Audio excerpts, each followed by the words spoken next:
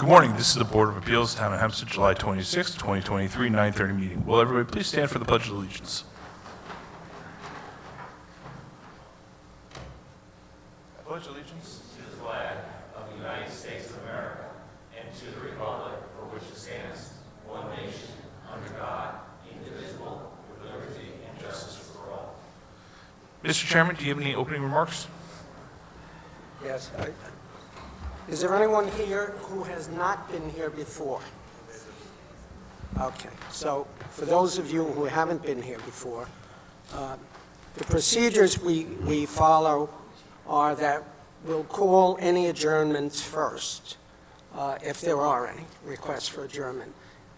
If not, I don't believe there were any renewals on the calendar this morning, but we would ordinarily call renewals next. Then we call the cases. Cases are heard in the following manner. The applicant will state their case.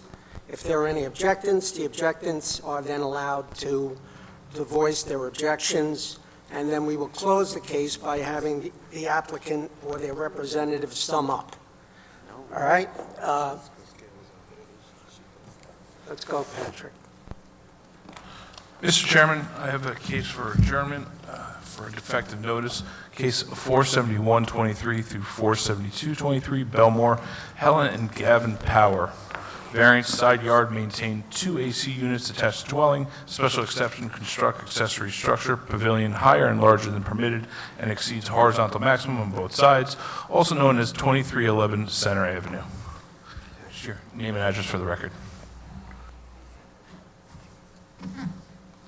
Tina Pangallo, 549 Hempstead Turnpike, West Hempstead, New York, 11552. Good morning, Chairman. I didn't realize that I didn't get the affidavit in mailing until it was after the mailing date, so that's why the mailing didn't go out. Patrick? Would August 23rd work, 9:30? Sure. They haven't given it to me yet, but they will. August 23rd? August 23rd. The mailing window is starts tomorrow until August 3rd, so if you go downstairs... Oh, I'll go and speak- downstairs. Perfect. 9:30. 9:30. Thank you. Any other requests for adjournment? Mr. Chairman, I have one more for case 475-23 through 476-23 near Westbury. Pedro and A. Plaza and Souza M. Plaza, mother-daughter residence, second kitchen, variance side yard, construct second-story addition and garage conversion to living space attached to dwelling, also known as 2 Melody Lane. Morning. Good morning. Name and address for the record? Name and address. Yes, Michael Lipinski. The address is 25 Hillside Avenue, Williston Park, New York, 11596. And yes, we actually had missed the hearing date.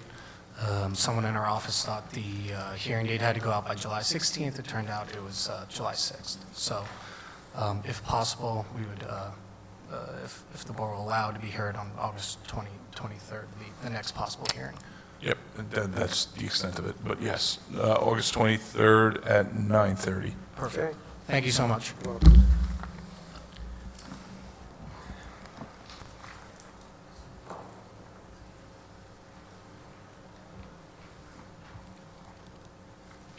Mr. Chairman, I do not have any other applications for adjournment. Okay. First, we have case 466-23, Elmont Jill Javier, variances lot area occupied, side yard, maintained deck attached to dwelling, also known as 1441 Rosser Avenue.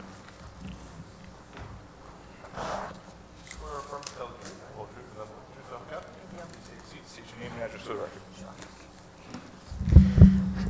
Lisa Koshia with Permits Are Us, 338 Jericho Turnpike, number 396, Syosset, New York, 11791. Good morning, Mr. Chairman and members of the board. I'm here representing Mrs. Javier, who wishes to maintain and legalize a wood deck attached to the dwelling. This property is located in a Residence C zone.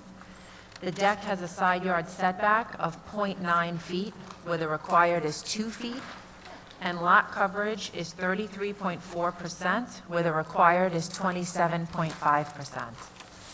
The deck has been there since 2018. When my client installed the deck, the contractor advised that if it was 12 inches or under, it did not require a permit, which is obviously inaccurate. Mrs. Javier respectfully requests your approval. It is 12 inches. Excuse me. Any complaints from the neighbors at the rear? No. I would expect not.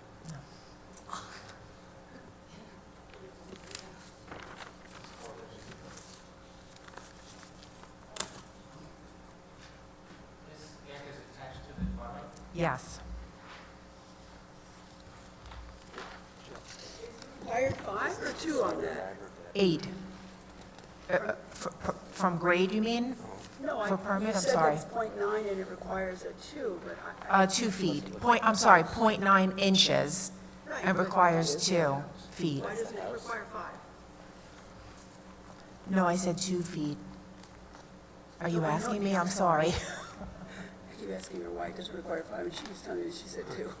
No, I'm asking you why it doesn't require a 5-foot side yard. Why does it require a 5? Why does it not? Not? Hold on, maybe I misspoke. I thought, given that it's not on grade and it's attached to the dwelling, I would assume that it would require 5 like anything else. That's all, I mean, did the building I department have tell you it 2 required feet. 2? That's what I have on the information, is that it required 2 feet. Yeah, But it's attached to the dwelling, yes. so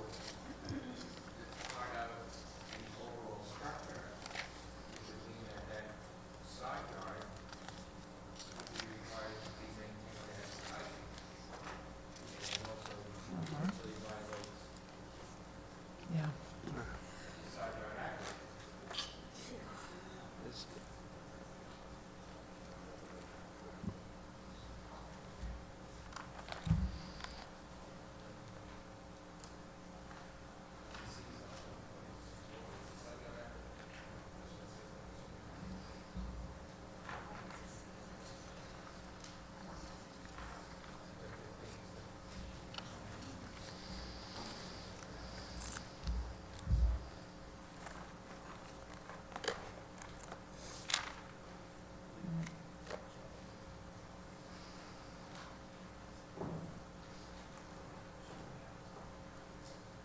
Is that in there? Ms. Cuccia? About 2018.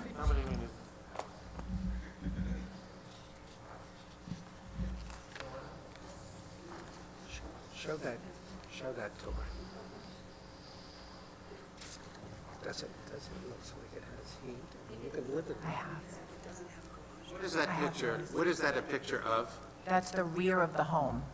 If I'd be standing on the deck facing the rear of the home, that's what I'd see. Okay.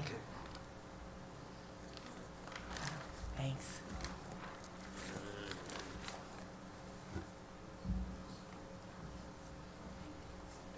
Doesn't she?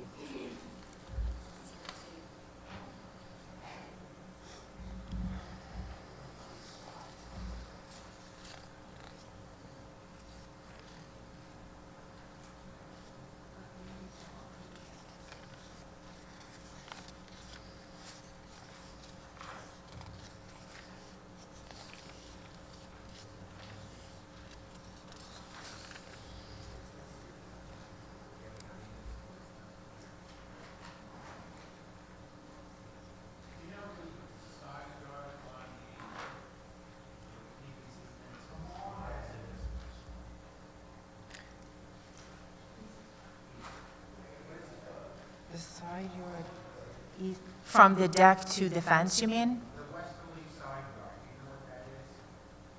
There's no dimension.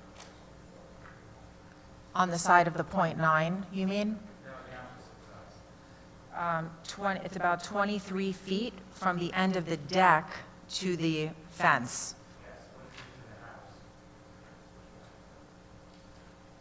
From the end of the deck to the end of the house?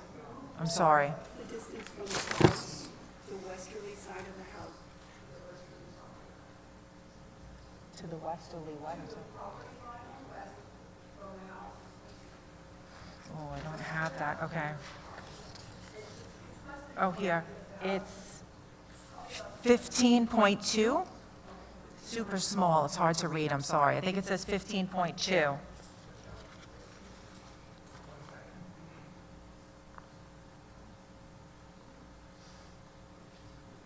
Yeah, 15.2.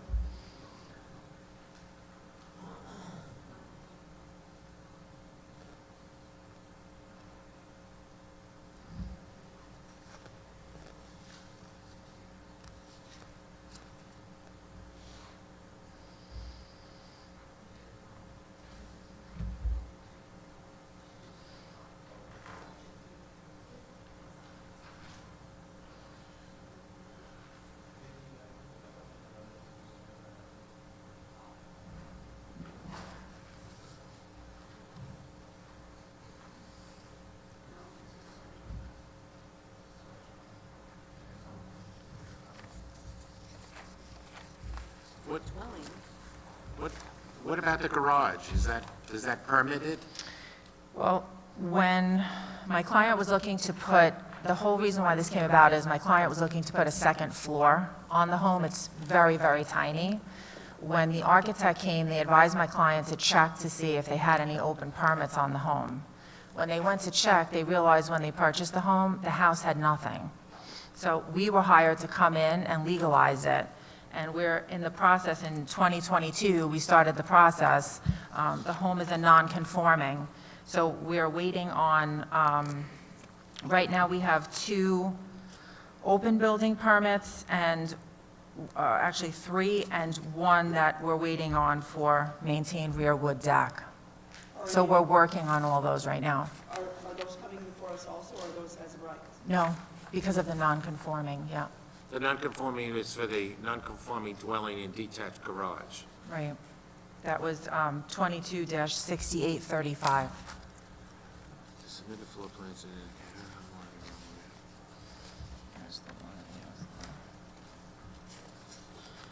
Alterations to the garage and fencing without benefit of building permit.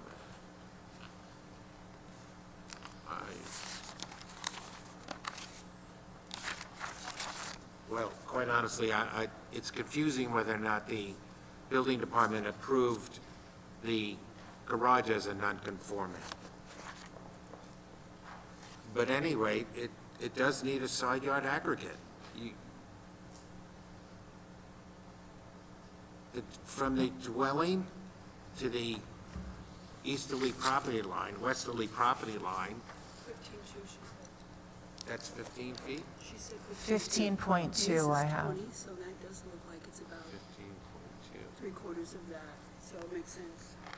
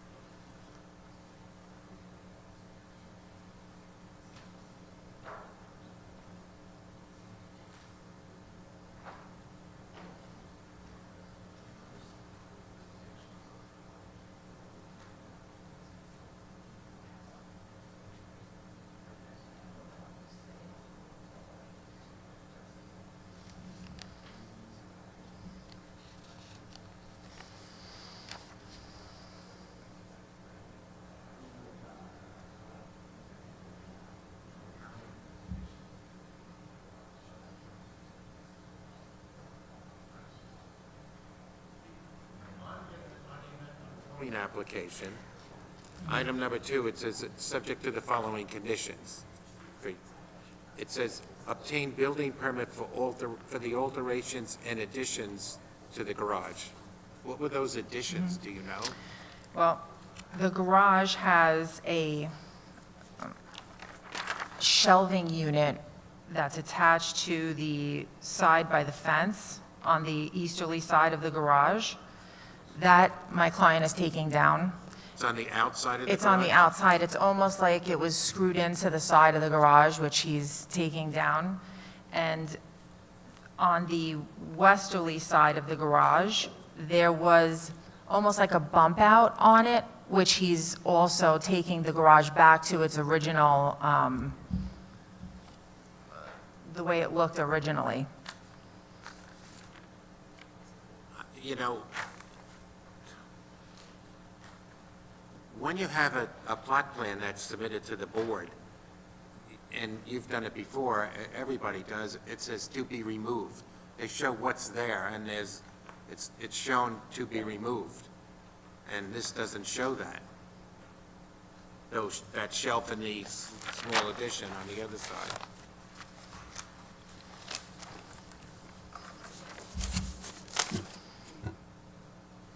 I'm not gonna do it.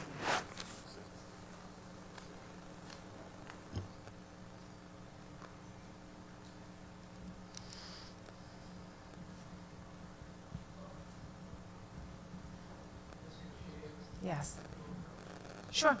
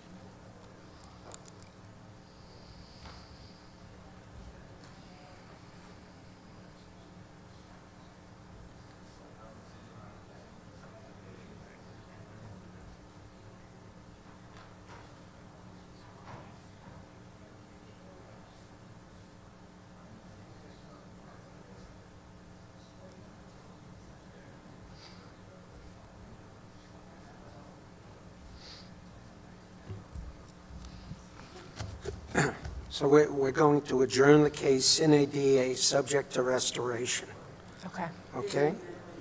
In the event you might need something else, or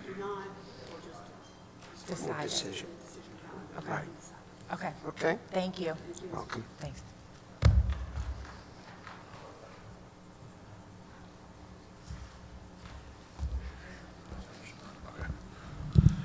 Next, we have case 46723, Garden City South, Philip Land. Variances, lot area occupied, side yard, convert open porch to living space attached dwelling, also known as 253 Whitehall Road.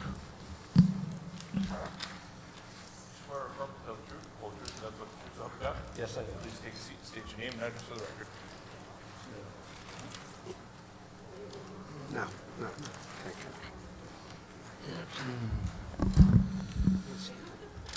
Thanks. Michael Palumba, architect, 80 Elizabeth Drive, Bethpage, New York, 11714. Good morning, Mr. Chairman, members of the board. I'm appearing on behalf of Philip Land of 253 Whitehall Road, Garden City South, New York. We are requesting a variance to construct a proposed one-story rear addition, which is located in a Residence B zoning district and exceeds the maximum lot coverage of 30%, proposing a lot coverage of 33.3%. The proposed addition does not have the minimum required side yard setback of 5 feet or aggregate side yard of 15 feet. Can I stop you for a moment? You said you're requesting variances to construct an addition. All I have here is lot area occupied side yard to convert the open porch to living space. The application and the site plan that I have submitted is proposed one-story addition, which was filed under permit number 22-12440. Does that require a variance or action from this board?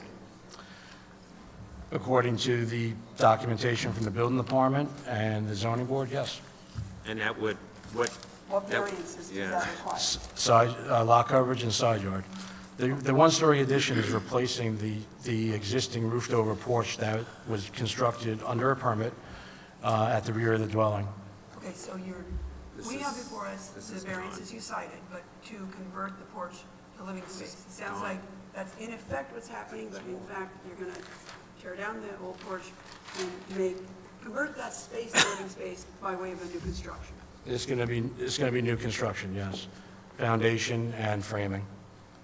And that's according to the plans that were submitted to the building department.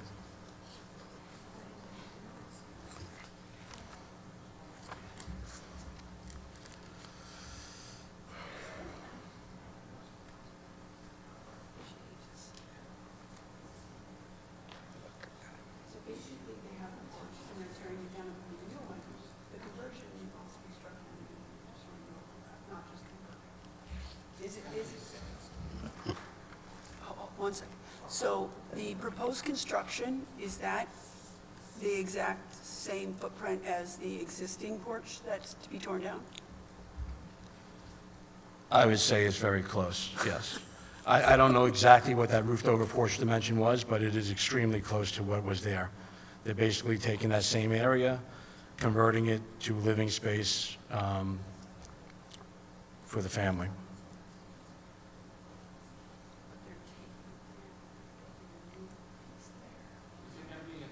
Why is this? One story. One story, we have no problem with the board conditioning that it stays at one story.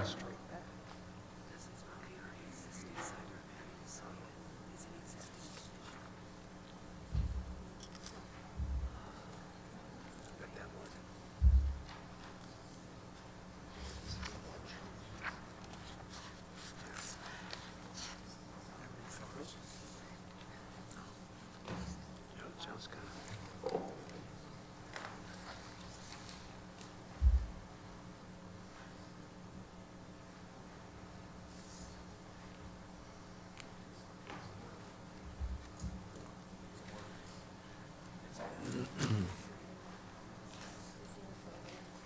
Yeah. Can I see the photo? Just so we can put it on the record real quick. The lot area occupied, your Residence B zone, I assume, 27.5% is allowed. What do you propose? I'm sorry, yeah, we're proposing 33.3%. Okay. And is that about what the house already has? Given Correct. that you're kind of just replacing what's there? Pretty And much side- stays, and yeah, you the need size side- is not changing, really. And you need a side yard variance? Side yard variance where we need 5 feet, where we have 4.8 feet. Okay, and the whole house is at 4.8, so you're really not changing? Exactly. Each, the north and south side of the house, the addition will align with that, and none of the non-conforming setbacks will increase. Do I have any other questions from the board? Mr. Chairman, I would move that the hearing be closed, that matter be placed on the decision calendar. Mr. Palumbo, you'll be notified by mail of the board's decision. Okay, thank you. Thank you. All in favor? Any opposed? Next, we have case 46823, Baldwin, Liavi Pena. Special exception to maintain accessory structure, gazebo higher and larger than permitted and exceeds horizontal maximum on both sides, also known as 2500 Park Avenue. I'm an attorney. Yes. State your name and address for the record. Anthony Curcio, Curcio Law PLLC, 200 Broad Hollow Road, Suite 207, Melville, New York, 11747. Good morning, Chairman, members of the Zoning Board of Appeals.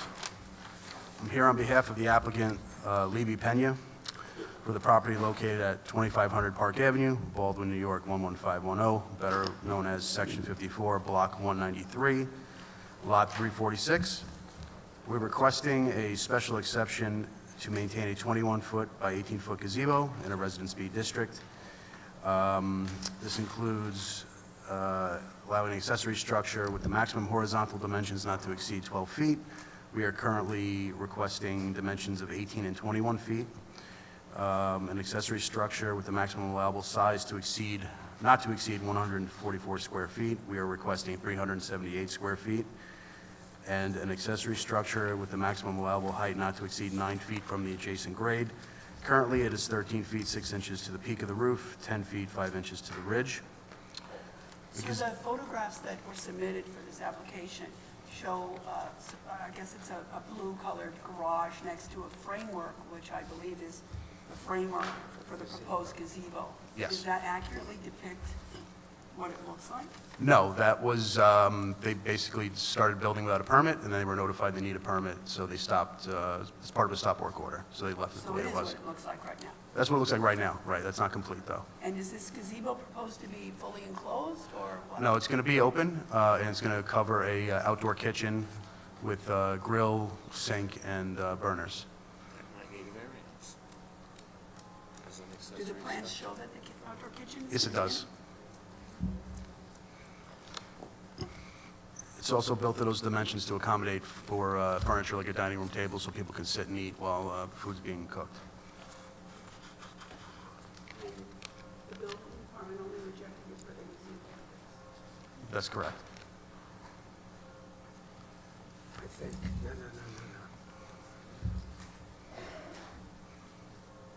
I don't think he is. We have have you been to the house, sir? No, I haven't. Do you know whether or not there's a hot tub and a pool with a wraparound deck? There is an application in for a hot tub, I believe. The application number 22-8295. Do you maintain a hot tub or? For an above ground, I think for proposed above ground hot tub. I'm sorry, can you say that again? Proposed above ground hot tub. What about a deck? No. What about a deck? The deck's existing. Do you know how high it is? How high the gazebo is? No, the deck. No, I don't know.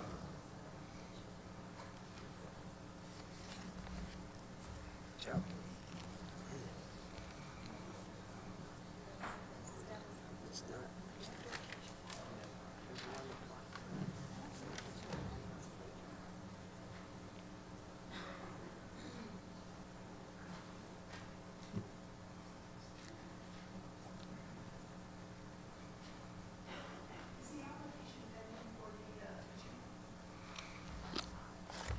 I'm not sure about that, to be honest with you.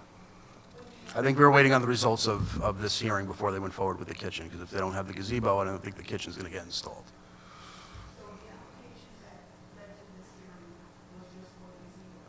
Correct. Right.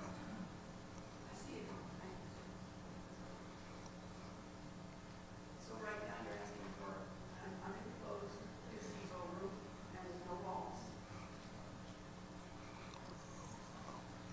And on grade, just, pavers, so.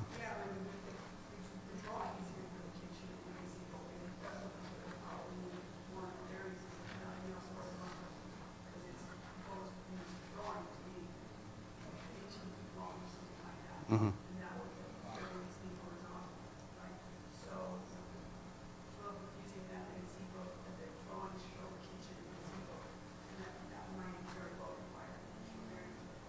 What would you, I'm sorry, a variance for, well, that's what we're here for today. Isn't that for the special exception? No, it's for the gazebo. Right, it's a special exception, it's not a variance.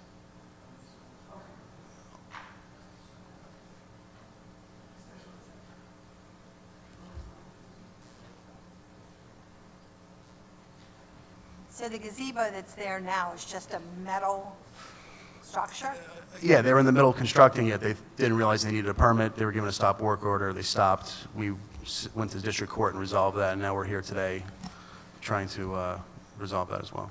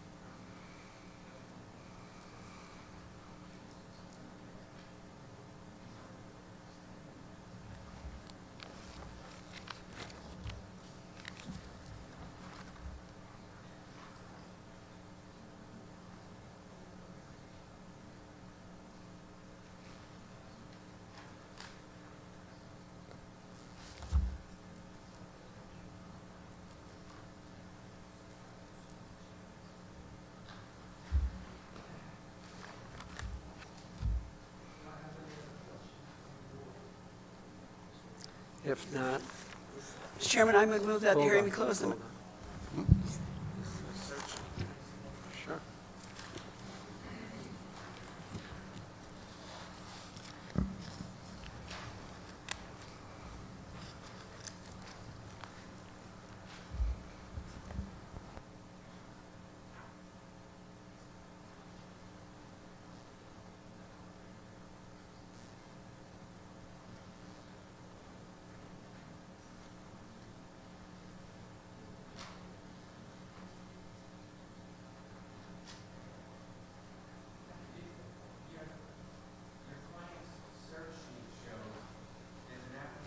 Application pending for, it's 227983. It was filed July 17, 2022. Basement redesign, deck additional area, and then basement and a hot tub. Okay. So my question's going to be, how high is this proposed deck? I'm sorry, proposed deck? There's an application Okay. pending, which indicates it's not closed, it's not issued yet, a permit. It's an application form, pre-permit. Number 227983. Basement redesign, comma, deck additional area, comma. I'm not sure how high the deck would be. I'd have to look into that.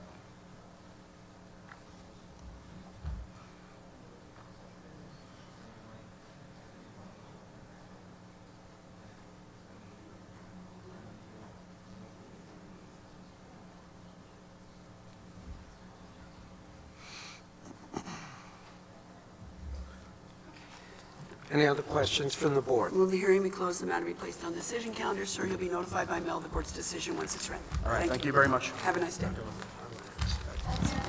All in favor? Any opposed, any abstentions? Next, we have case 46923, Merrick, Donna Hess and Kevin Carr. Variances, front yard average setback, side yard construct two-story additions, second-story addition, and roofed over open porch attaching detached garage dwelling, also known as 1113 South Drive.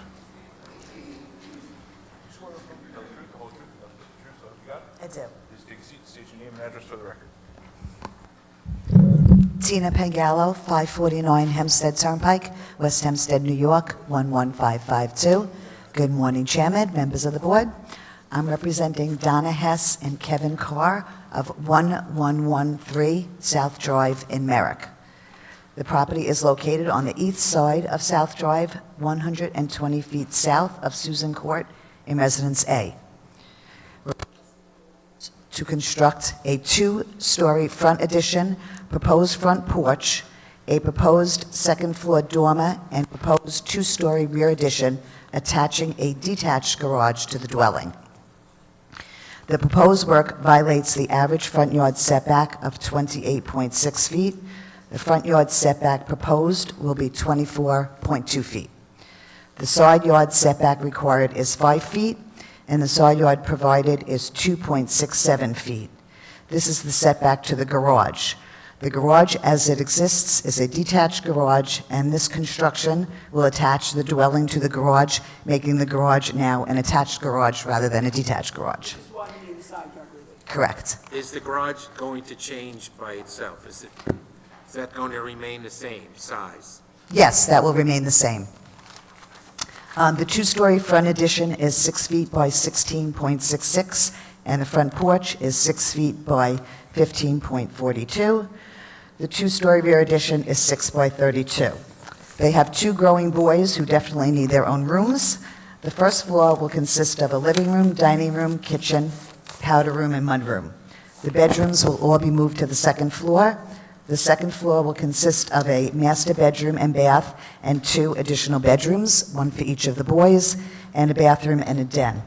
I would also like to submit letters from 7 neighbors, including those directly adjacent to the owners, that have no objection to the board granting this variance. We'll accept those. Especially in light of the fact that I don't get a chance to say anything since you preempt me. And I said that for the record.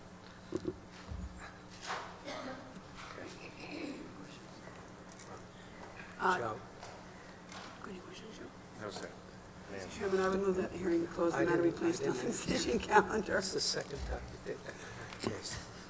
Do I have any other questions from the board, from anyone besides the young lady sitting to my left? Ms. Pangallo, you'll be notified by mail of the board's decision once it's ready. Thank you. All in favor? Aye. Any opposed, any abstentions? Next, we have case 47023, Point Lookout, Greg Grogan. Variances, lot area occupied, side yards aggregate, rear yard, construct additions with roof deck attached dwelling, also known as 72 Mineola Avenue. You swear or affirm to tell the truth, the whole truth, and nothing but the truth, so help you God? I do. Please state your name and address for the record.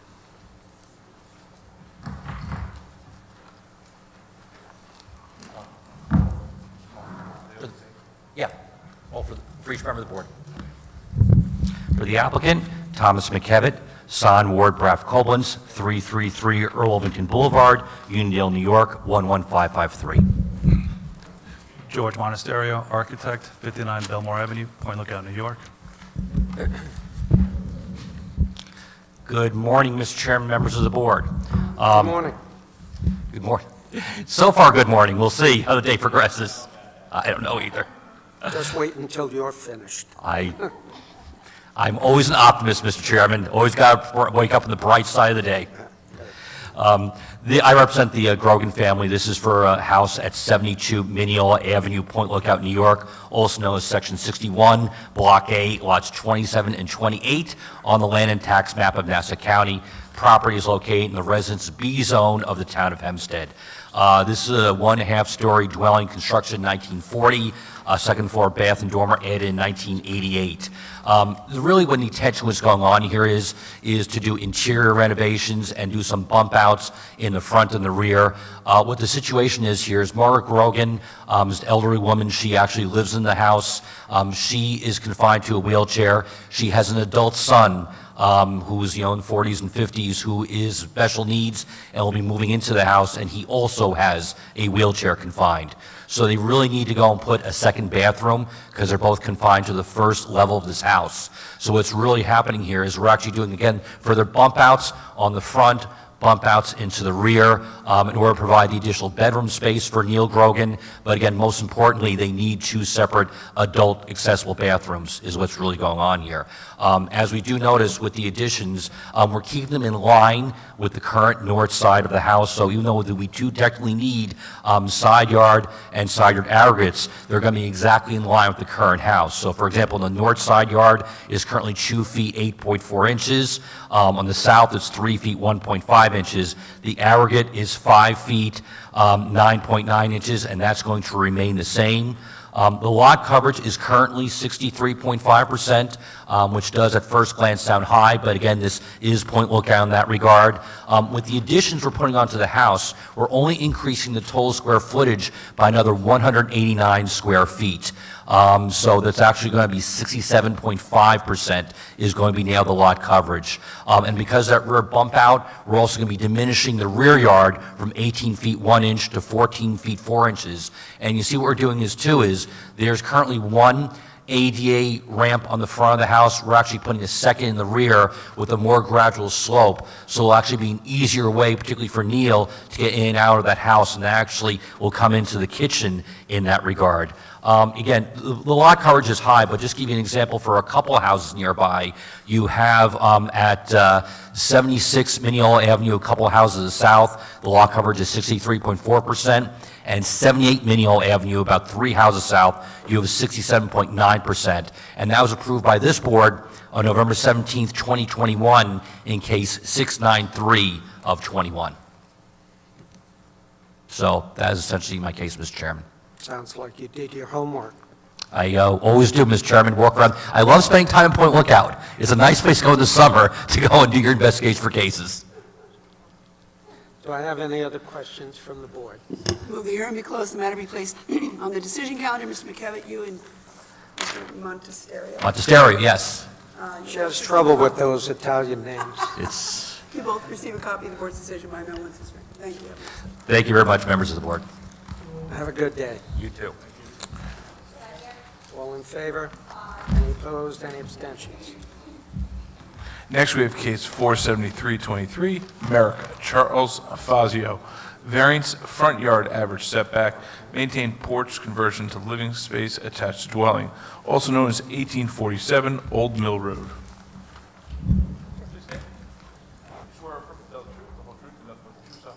Yes, I do. State your name and address for the record. Thank you, Chairman, members of the board. For the record, my name is Todd O'Connell, doing business at 1200 Veterans Highway, Hauppauge, New York, architect for the Fazios. Thank you for hearing me today. Basically, I'm here today as my clients filed for a non-conforming in conjunction with a proposed renovation they were doing. And it was determined that sometime, probably as best as I could tell, at least 60 years ago, there was an open porch that at some point was converted to part of the home. There's been no complaints from the neighbors. It's been there for quite a long time. I don't think it's imposing any negative impact on the community. And respectfully request for this variance to be approved. And the only variance you need is the front yard average. What's required? What do you propose? That is correct. What is? Oh, I'm sorry. What's required? What's required is because of the average, which is 31.75, and the front of the porch is at 20, sorry, let me just open it up. Go ahead. Prince first. Yeah.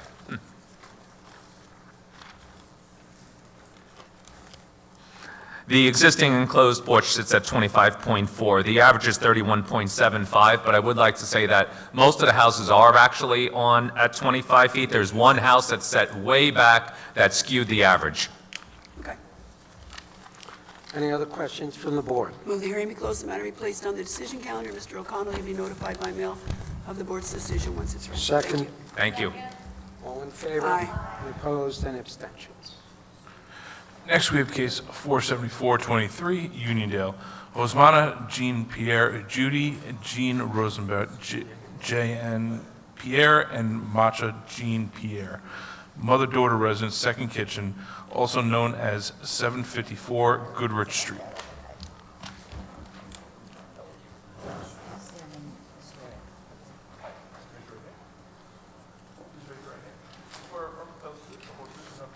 yourself up. Please take a seat. State your name and address for the record. Tina Pangallo, 549 Hempstead Turnpike, West Hempstead, New York, 11552. What's the BAR on this? My name is Josmana Jean Pierre Judy, 754 Goodrich Street, Union. Could you speak into the microphone, please? Sorry. My name is Josmana Jean Pierre Judy, 754 Goodrich Street, Uniondale, New York, 11553. That's well said. I think I would suggest that we give some members of the board lessons in how to say other people's names. Most notably, Mrs. D'Amato and Patrick. Good morning again. I am representing Zana Jean Pierre Judy of 754 Goodrich Street in Uniondale. The property is located on the south side of Goodrich Street, 240 feet east of Armand Street in Residence B. We're requesting a variance to maintain a second kitchen for mother-daughter use. The primary unit is occupied by Josmana and her sons, Roberto, 18, Gordino, 9, and Gordy, 4. The second unit is occupied by her son, Josnati Jean Pierre, 22, he's over here, and her cousins, Annette Ambrosi, 25, Margalie Parassi, 43, and Evelyn Parassi, 37. There are 3 cars parked at the property with off-street parking for 2 vehicles. The owners have been made aware that there must be 1 electric meter, gas meter, and water meter, 1 doorbell, 1 mailbox, and the house must maintain the appearance of a one-family dwelling. The owner has also been made aware that this is granted only for their use, and if circumstances change and the house is sold, the second kitchen must be removed by a licensed plumber and a removal permit filed by the Town of Hempstead Building Department. I would also like to submit a letter from the neighbor at 748 Goodrich indicating they have no problem with the board granting this variance, and we're respectfully asking the board to do so. Yes.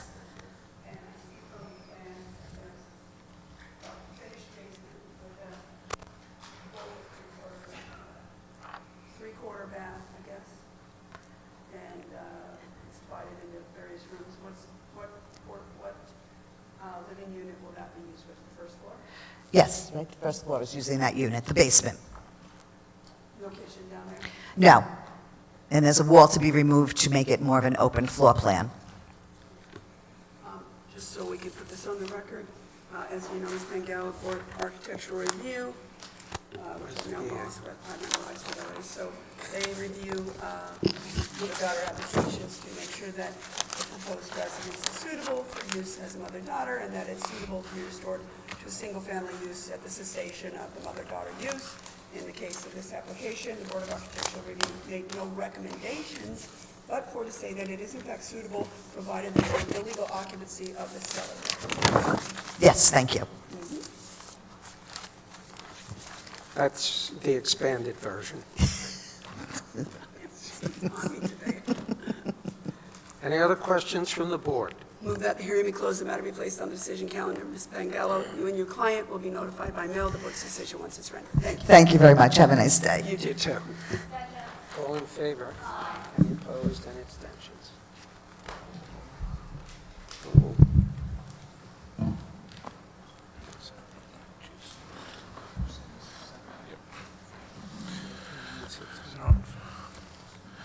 Next, we have cases 47723 through 47923. Woodmere, Chengai Frund, maintain accessory structure, barbecue, not permitted in side yard and with more than required side yard setback. Maintain 9-foot 6-inch high living fence and clear sight triangle and within clear sight triangle at neighbor's driveway. Special exception to maintain second accessory structure, hot tub with locking hard cover, not permitted in front yard on Palmyra Avenue, and with more than required side and rear yard setback. 5-foot high enclosure not provided. Also known as 103 Palmyra Avenue. That's too complicated. Palmyra. You swear or affirm to tell the truth, the whole truth, and nothing but the truth, so help you Yes, God? I do. Perfect. Name and address for the record. Chris Gray, architect, 2401 Capri Place, North Belmore, New York, representing Shagai Frund at 103 Palmyra Avenue, Woodmere. Good morning. We had a prior variance case back in 2020 for a pool that was approved and the pool was installed. For whatever reason, there was a living fence that was never addressed at that time. However, now, the issues that we're looking at today is there is a living fence along East Broadway. There is a hot tub that was installed within the front yard, and also a barbecue that was installed along the side yard of the property. Apparently, the owner is not aware that he's got a section of property in front of his house. You can see where there's this round planter. That property does not belong to him. So he had installed some trees and a hot tub that is over his property line, which, if it's approved in that position, should be at least 4 feet off that property line. I don't believe we can approve anything that's not on the property. Excuse me? We can't approve anything that's not on the property. No, that's understandable. I'm saying initially he installed it over his property line, so that must be moved. And at the very least, it should be 4 foot onto his property if it is approved in that position. Mr. Gray, is the barbecue that's being applied for here, is that what's denoted on the site plan as the outdoor kitchen? Yes. Okay. Yes. Yeah, that was a portable unit with wheels, but apparently it became fixed, being that he installed a natural gas line and then a water supply and waste to that. So that is a fixed structure right there. So we have the outdoor kitchen, barbecue, the hot tub, and the living fence has inadequate sight triangle along the intersection of East Broadway and Palmyra Avenue.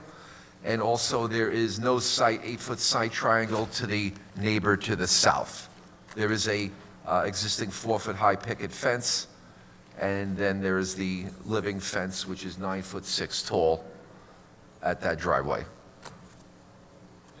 The fence on the north side of the property, what is the setback from the property line to the fence? Is that the one in front of the pool? Yes. I believe it's, I don't have it noted here. That was granted on the prior case.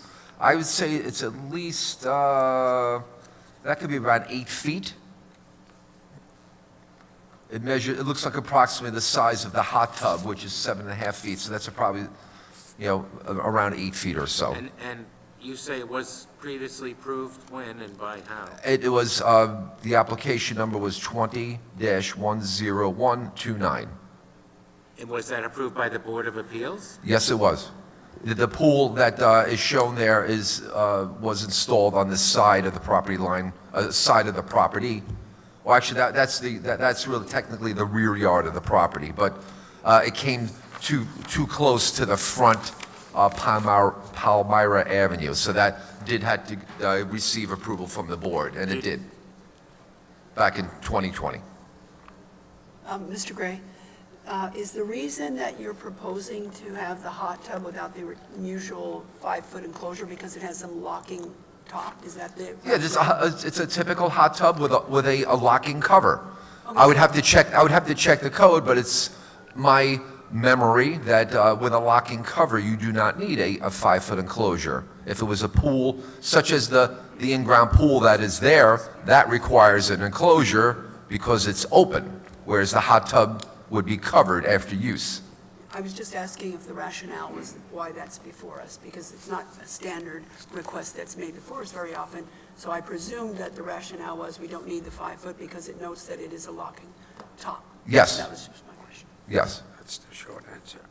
So the maintain outdoor existing kitchen. 2021, permit number, or application number 5908, outdoor kitchen withdrawn. Yeah. Now it's coming back. Right, there was, at the time, like I said, it was a portable unit. It was discussed with the plan examiner. At the time, it was a portable unit, but since then, it had become fixed because of now the services have been attached to it.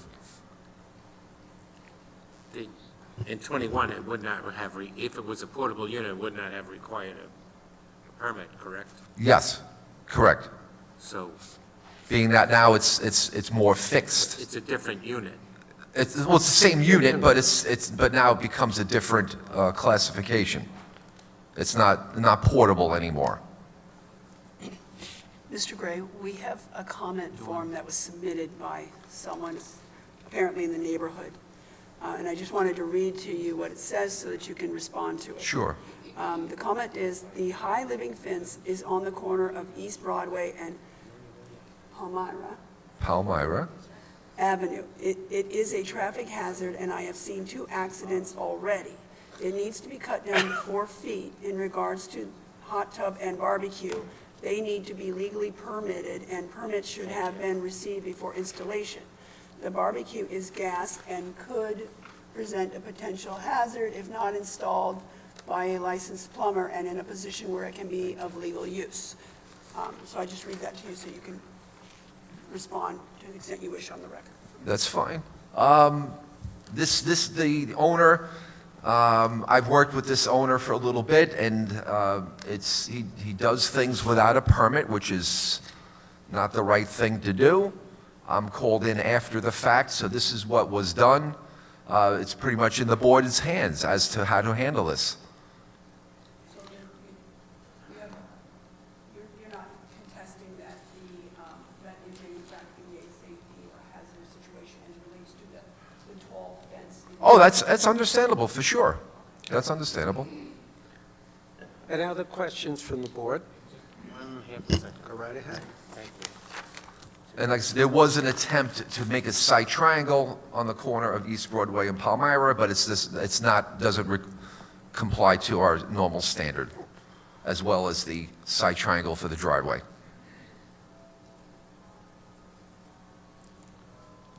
Mr. Gray, I'm looking at the previous records. I don't see anything for an in-ground pool with 6-foot fence to code. Well, would have to dig that up in my file. What are you looking for, an approval? I think that the fence is too far forward. I don't know, it would have needed a variance if it, Well, I have a previous plot plan from last time. I show a dimension of 10 feet to the property line where that 6-foot PVC fence. and 10 feet would have been okay as a corner lot, Yes. but you just said it was 8 feet. Well, on this plot plan for this case, that dimension's not there because that's not part of this case. But looking back at the prior case in, 20-10129, when the pool was being proposed, at that time, we had asked for a fence to be installed that was 10 foot from the front property Yeah, line. and that's why it was probably approved. Could you scale it and tell us what the setback is now to the property line? Well, like I said, I mean, it should be 10 feet because that was approved.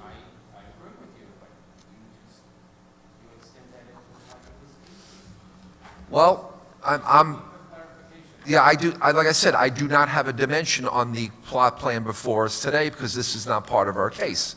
The prior plot plan, You presented a document before us which shows a possible error.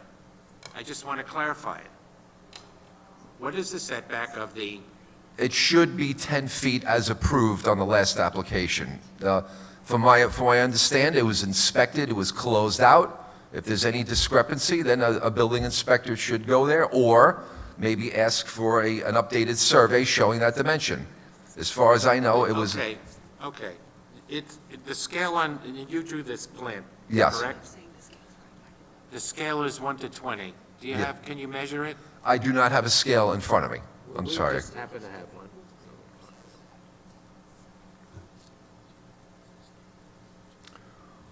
It should measure a half inch if you have a regular let's see, I think I have, so 10, on a normal ruler, 10 feet should be 1/2 inch to make life easier.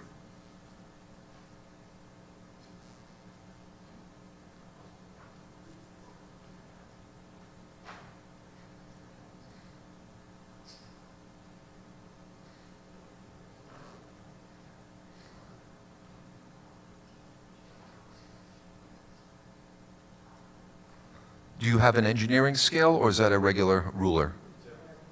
Regular ruler. So it should measure 1/2 inch. That would be.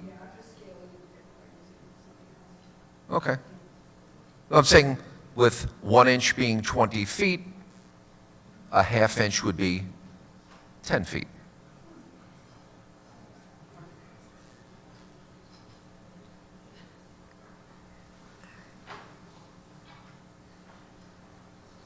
What's the updated search?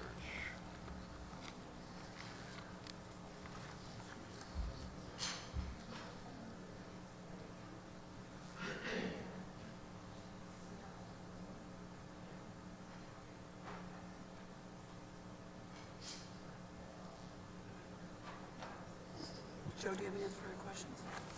Do I have any other questions from the board? Yes, just one. When is your client going to remove the stuff that's off his property line?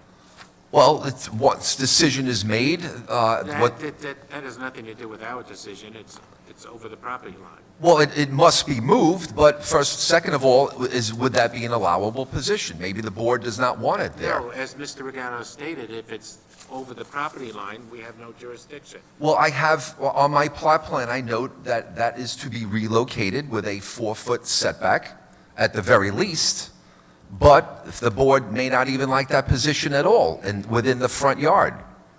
So it will be moved at the very least 4 feet from the property line, but that's if the board would approve that location. It may have to be moved elsewhere. It's in the front yard. Any other Does questions? that make sense? Not to move it 2 times, move it once, and I understand, but you're not applying to move it. yes, it says on the plot plan, to be relocated. Okay. To Relocate it trees and hot tub. Where, at my house? It doesn't give it dimension.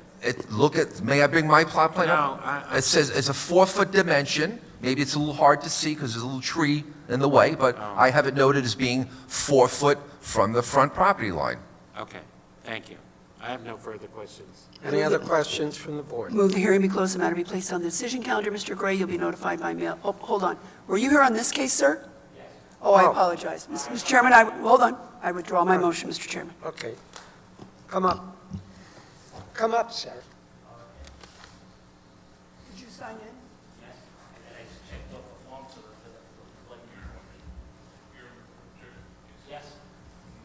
Stand at the podium.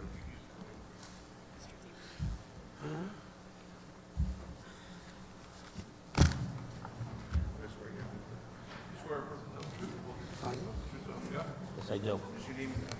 Yes, Gary Lieberman, 1039 East Broadway in Woodmere.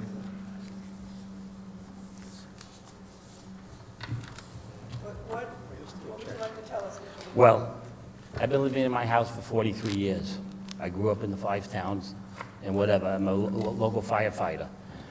The things this gentleman's saying are not true. I have pictures, I have affidavits that I sent to the building department rejecting his claims, like you said, about the portable barbecue. He put down a portable barbecue, but he had a whole kitchen there and lied about it, and the building department rescinded his paperwork because for lying about having a portable kitchen, and he had a full-size kitchen. Okay, go item by item. So what, you want to So the tell us kitchen, about I have that? pictures to show you. Okay, can you show them to Mr. Gray first? Did you take the photographs, sir? Yes? How Are they fairly- recently? Oh, How recently, sir? I have old ones, and I have new ones, they're all together. Okay. When they he started fair- doing his construction, I have it. And then the new construction he just did now, he forgot to tell you about the shower and everything he just installed, which wasn't done by permits either. It's an outdoor shower? Yeah. Up against his house, the barbecue's up against my house. Okay, so why don't you go through the items you'd like to tell us The fence, the living fence, is like 14 to 15 feet tall. You'll see pictures of it. When I pull out of my driveway, I can't see anything. The last time I pulled out of the driveway, I hit a Land Rover. Couldn't see the car. I hit him broadside. I paid because it was a claim against me. I paid Geico for the accident.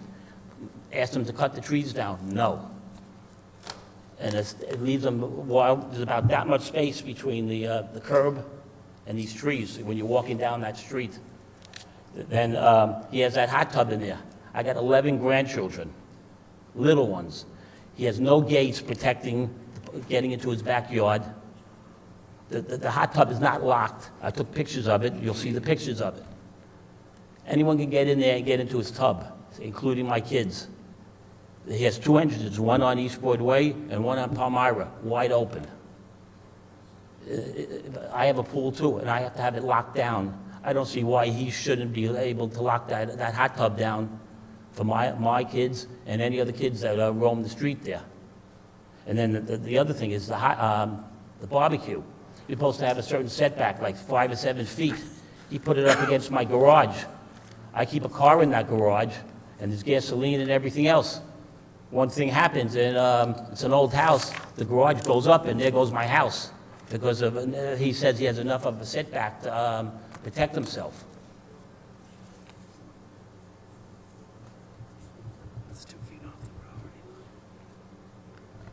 Mr. Gray, on your site plan, it indicates that your outdoor kitchen, which is 2 feet setback. Is it 2 foot setback, or is it not? As this is discrepancy.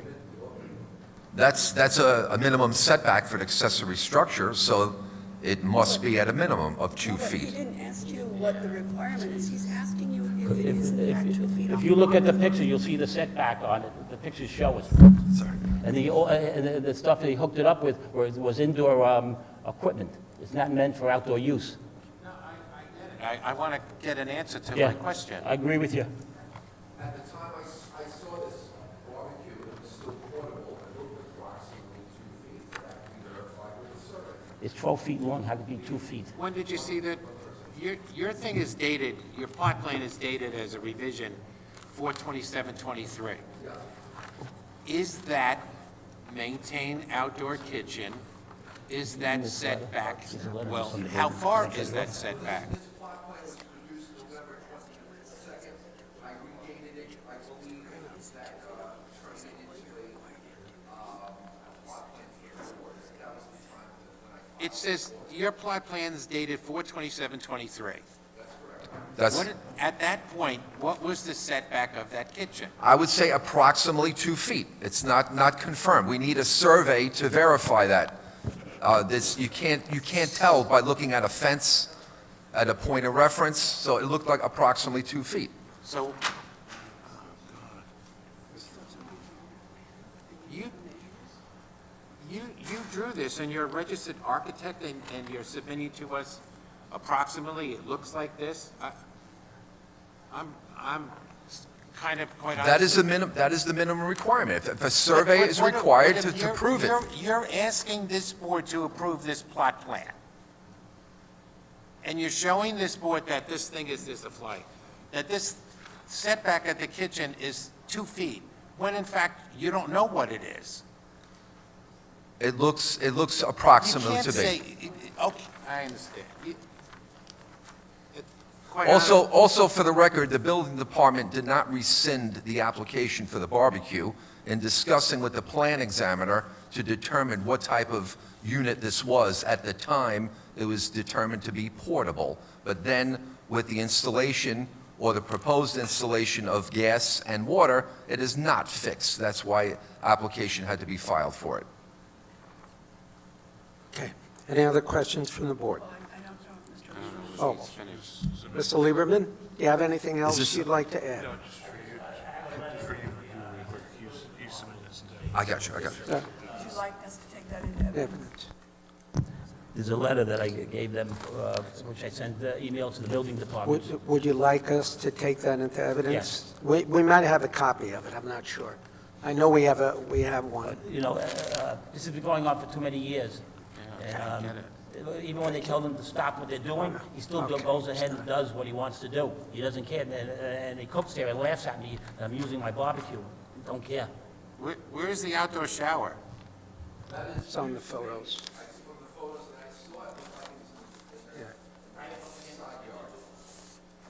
A bunch against the kitchen door? And how long has it been there?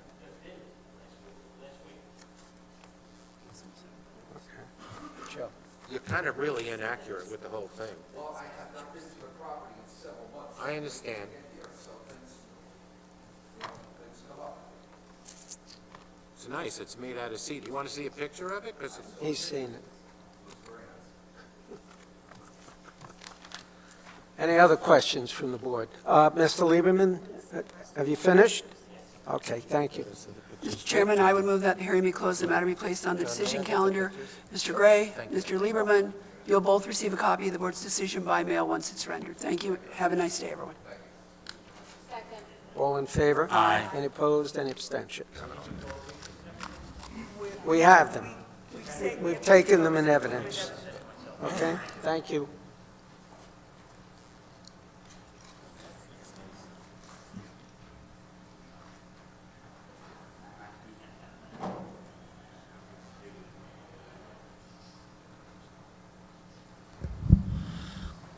Next, we have case 48023, West Hempstead Stephen and Shani P. Auerbach. Variance lot area occupied, construct addition and roofed over porch, both attached dwelling, also known as 324 Laurel Road.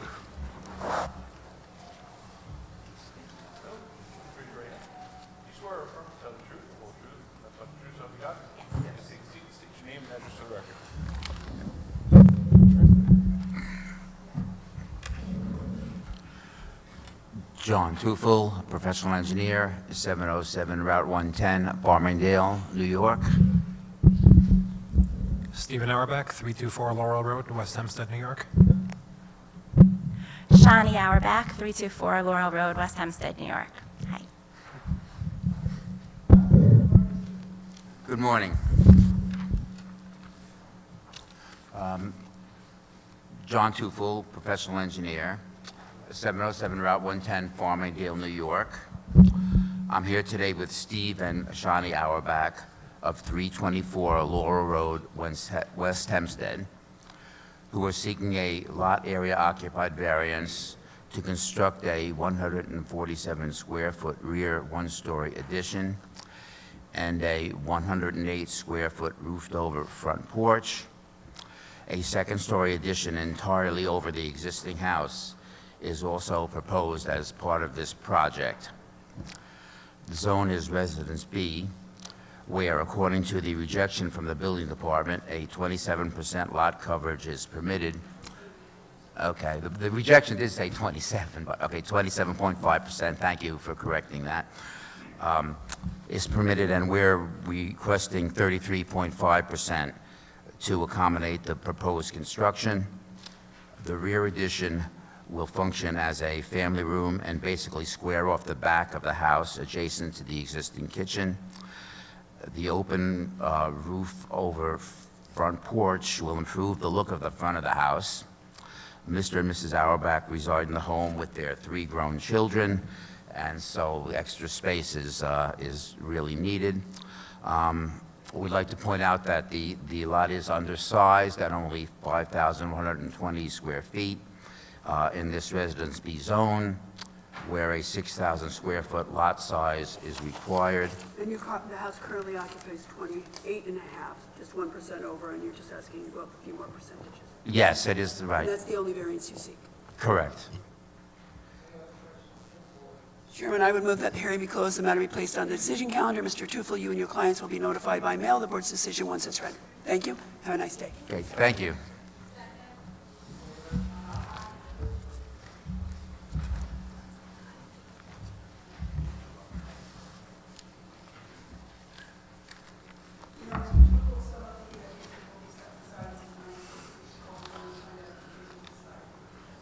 Great, thanks.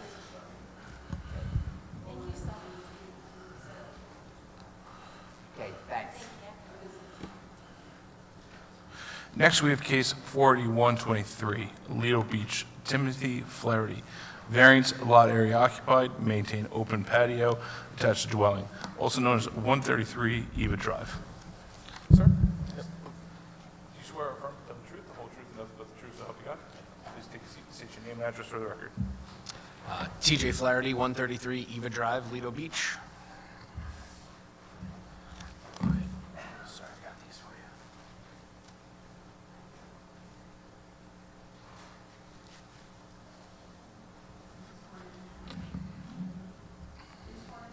Yes.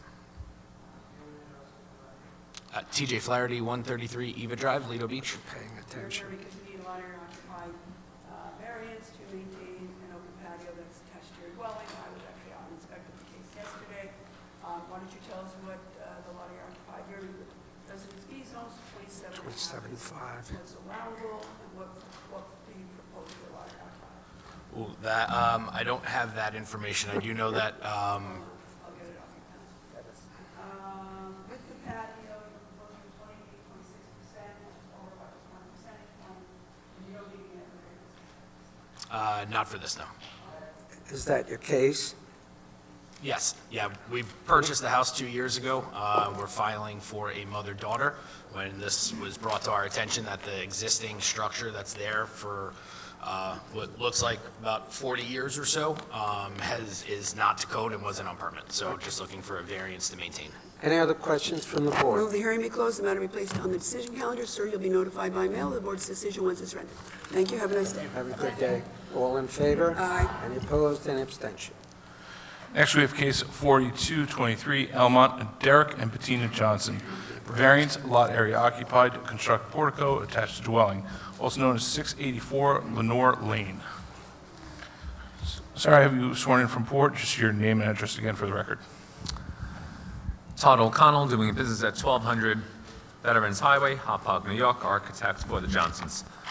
Thanks again, Chairman and members of the board. I'm here today requesting a lot coverage variance to construct a portico in the front of the house.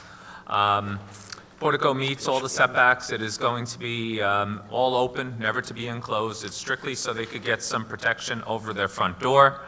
Unfortunately, it does require relief with lot coverage, where proposed lot coverage would be 34.5%, which is consistent of the home, the front portico, a two-car garage, as well as a large deck in the back of the home.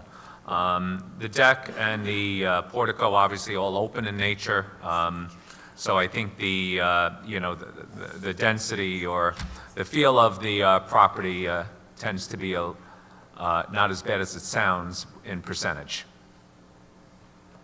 And that's your case. That's my case. Thank you. Any other questions from the board? Move the hearing be closed, the matter be placed on the decision calendar. Mr. O'Connell, you'll be notified by mail of the board's decision once it's rendered. Thank you very much. Do I Enjoy have- the rest of your day. Do I have a second? All in favor? Any opposed? Any abstentions? Next, we have case 48323, Garden City South, Seva Heaton Akaya. Variance, side yard, maintain AC unit attached to dwelling, special exception to maintain accessory structure, shed higher than permitted, special exception to maintain second accessory structure, fire pit, special exception to maintain third accessory structure, barbecue island, also known as 679 Sixth Place. I've sworn in for report, just your name and address for the record. Sure, Lisa Koshia with Permits R Us, 338 Jericho Turnpike, number 396, Syosset, New York, 11791. Good morning again, Mr. Chairman and members of the board. I'm here representing Mr. Akaya, who wishes to maintain and legalize a shed, barbecue island, fire pit, and AC unit. This property is located in a Residence B zone. The shed is 10 feet high, where the required is 9 feet. The AC units have a side yard setback of 2.45 feet, where the required is 5 feet. We would like to maintain a second and third accessory structure of a barbecue island and fire pit. Mr. Akaya respectfully requests your approval. So other than them being a special exception because they're additional accessory structures, they need no other. Correct. Ms. Kashia, what do they burn in that fireplace? Because of the picture? Because of the photo, yes. It's, I thought it looked like cardboard. it's the wood grates over the, I don't know why that size wood is put over it. It makes no sense. That's how they had it there. Well, I think the chairman's referring to a photograph that looks like This some one? package, She's seen it, she submitted it. No, that's not the No. one to which you refer to. Oh, this? What is that? It was like debris in the backyard when they, I don't know, when our guy took the pictures. Oh, that's not what the burn. No, no. Take a look No. at this. This is cute.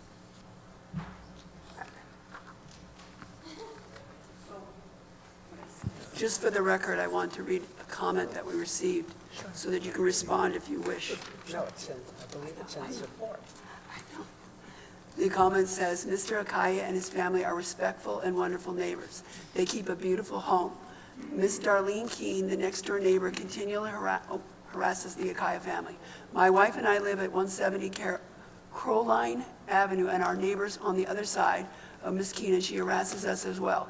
Terrible verbal abuse, etc. I wanted to read in the good part, because we always read in the complaints, and that was a very nice That was nice. remark. Thank you. I'll leave it at that. Okay. Any other questions from the board? Move the hearing be closed, the matter be placed on the decision calendar. Ms. Kuchia, you've been notified by mail of the court's decision once it's rendered. Thank you. Thank you. All in favor? Aye. Any opposed, any abstentions? You were slow on that one. Okay. Next, we have case 48423 Oceanside. Peter Suchman. Variance lot area occupied, maintained wood deck attached dwelling, also known as 2640 Foxdale Avenue.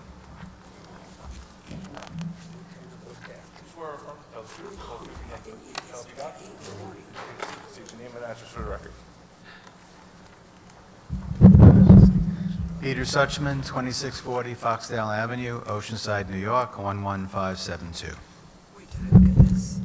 Monty Leeper, architect, located at 414 Foxhurst Road in Oceanside. With or without a harmonica? Did you come armed with a harmonica today? Oh, thank you. We won't ask you to play.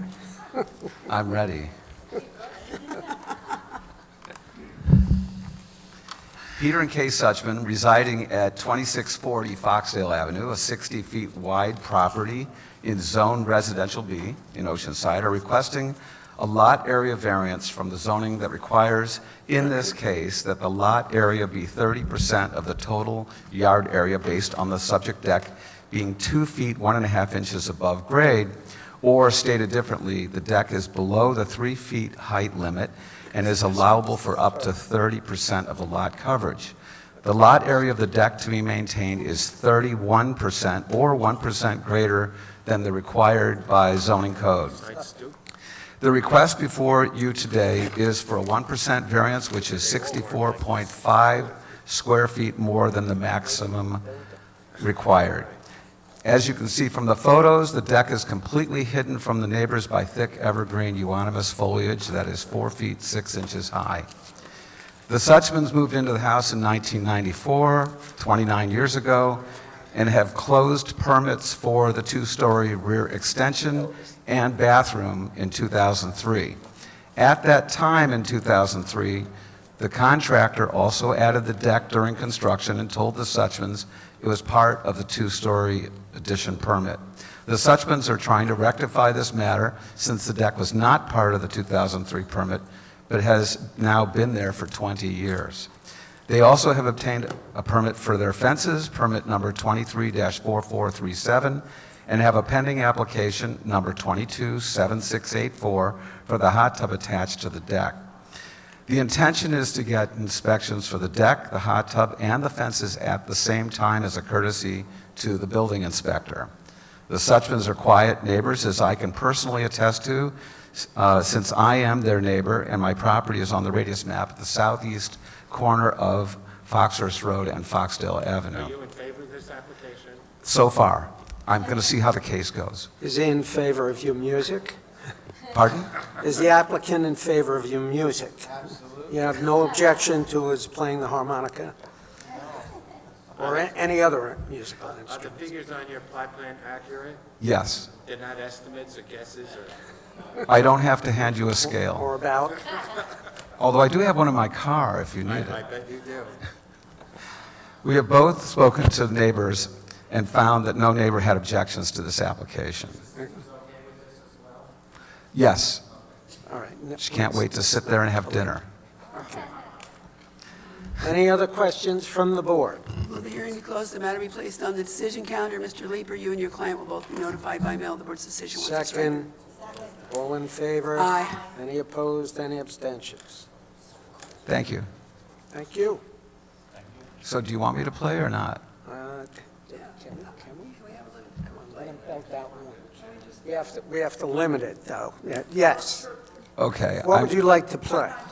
I'll do two things. Actually, I'm going to do three really quickly. Quickly, very quickly. All right? I could, but it's hard singing at the same Simultaneously, time. that's difficult. Go ahead.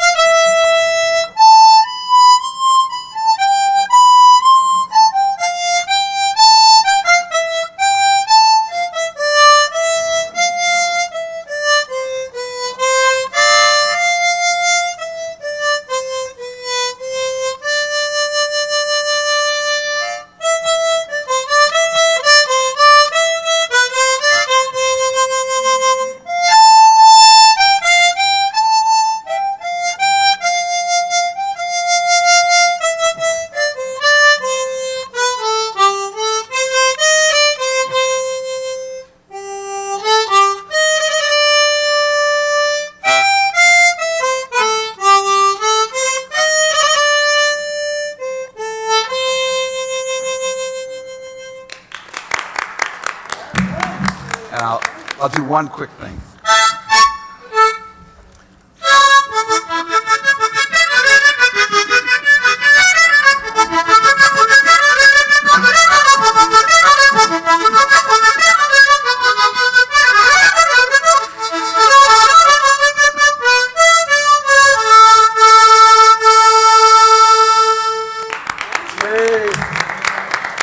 Very good.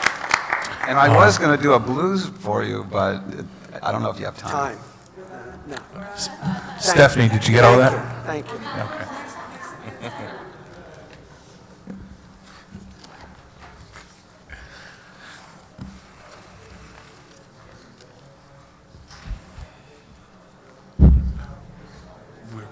First, we're going to... Have a good day. Thank you.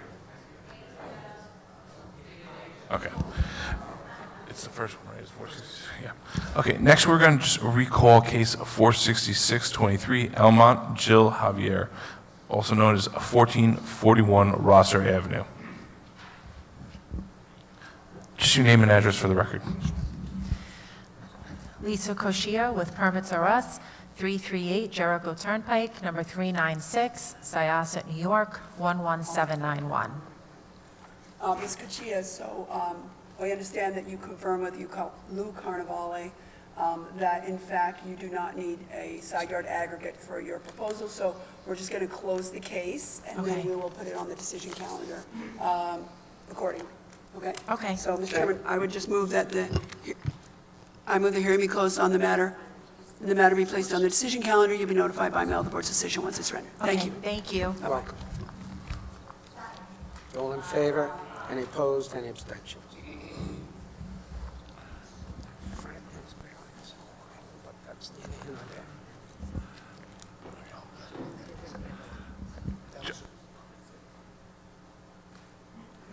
Do you need a break? Okay. So we'll take a short recess to enable the court reporter to reinvigorate herself. Especially.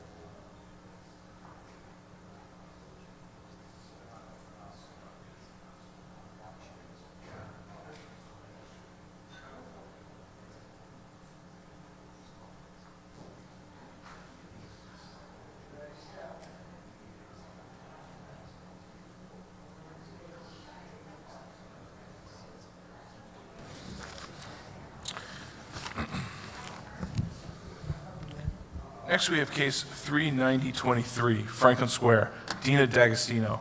Variance, lot area occupied, construct addition, and stoop both attached to dwelling, also known as 138 Cruz Street.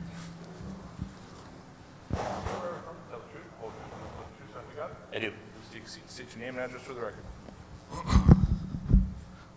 Scott Tyrone, 75 Albertson Avenue, Albertson, New York, 11507. Good morning, Mr. Chairman, members of the board. I'm actually glad you took a break. I didn't know how to follow up a harmonica.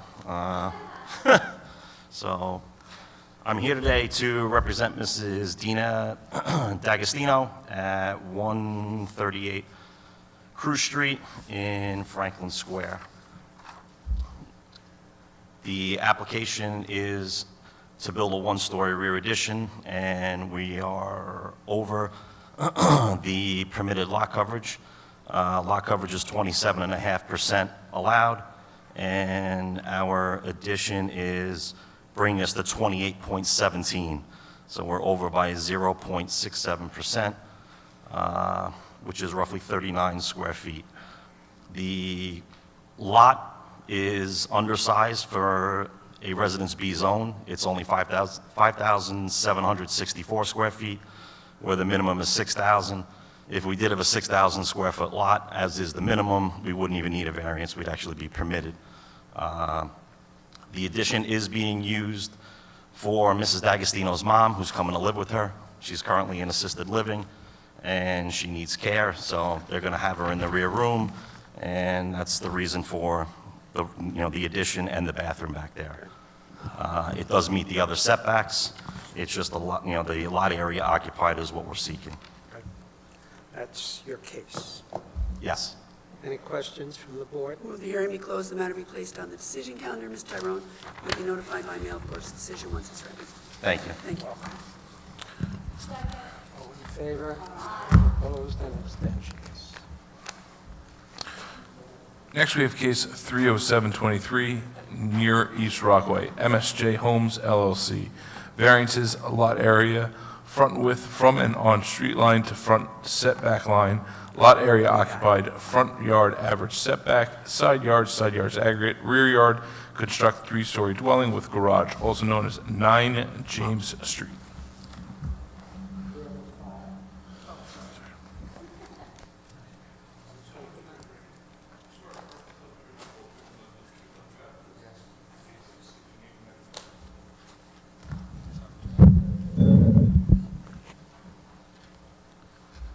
Good morning, everybody. I have with me, as asked by you last time, to get a real estate expert, and I also have the architecture firm with me today. So this is Mr. Lynch and Justin from the architectural firm.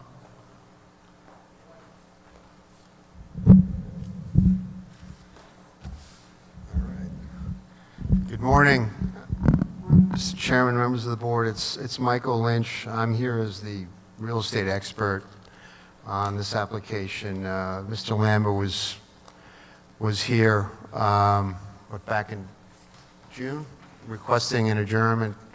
Asked that I appear as the expert witness with respect to real estate. Mr. Lynch, you've been qualified by this board on prior occasions as a real estate expert. Yes, sir. Have any of your qualifications changed since the last time you appeared before this board? No, sir. Okay, then we will acknowledge you as an expert. Thank you. We also have representative of the architecture firm that prepared the plans, Justin. Justin Bertu, Project Manager, Emilio Sousa, Architect PC, address 25 South Service Road, Jericho, New York, 11753. Thank you. Before we get underway, are you requesting that we incorporate the prior testimony that was given in this case into this case? Yes. So moved. Sir. Thank you. So we are here for 9 James Street in the unincorporated section of East Rockaway, small pocket of the zip code that is unincorporated within the town. The property is a legal, it's a non-conforming pre-existing lot. I do have a copy of chain of title that I'd like to submit. I'm not sure if this was submitted, that the property has been single and separate since prior to 1930. I'll also be submitting the Nassau County assessment card on the property, that the property was formerly improved with a residence that was recently demolished due to damage from Hurricane Sandy. I have a copy of the Nassau County assessment card. There was a dwelling on that property, Yes, sir. and it was a legal non-conforming dwelling. Correct. And I have also photos that I'd like to submit. I have several copies. Submit to the board of the subject lot as well as the surrounding neighborhood in East Rockaway. Why did they demo the house? Pardon? The house is now demoed, correct? It's an empty lot? Mike, when was the house demolished? About a year and a half ago. Approximately a year ago. And why?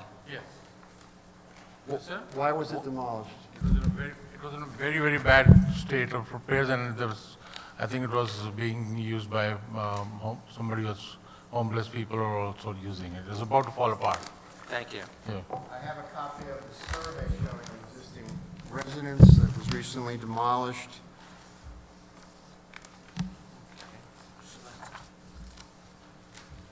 And then lastly, I have a markup of the radius map showing the other non-conforming lots within the 100 and 200-foot radius of the subject property.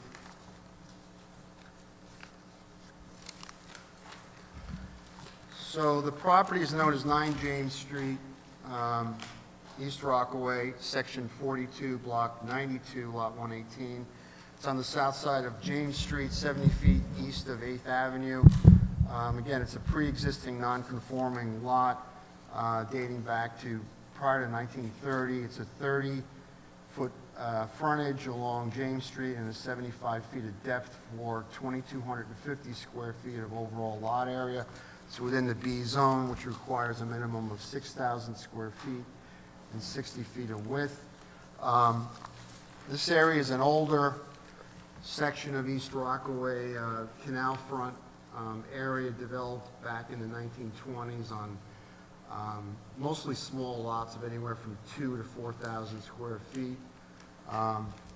If we look at the radius map, I've done a markup of all the non-conforming lots with respect to lot area and/or lot width.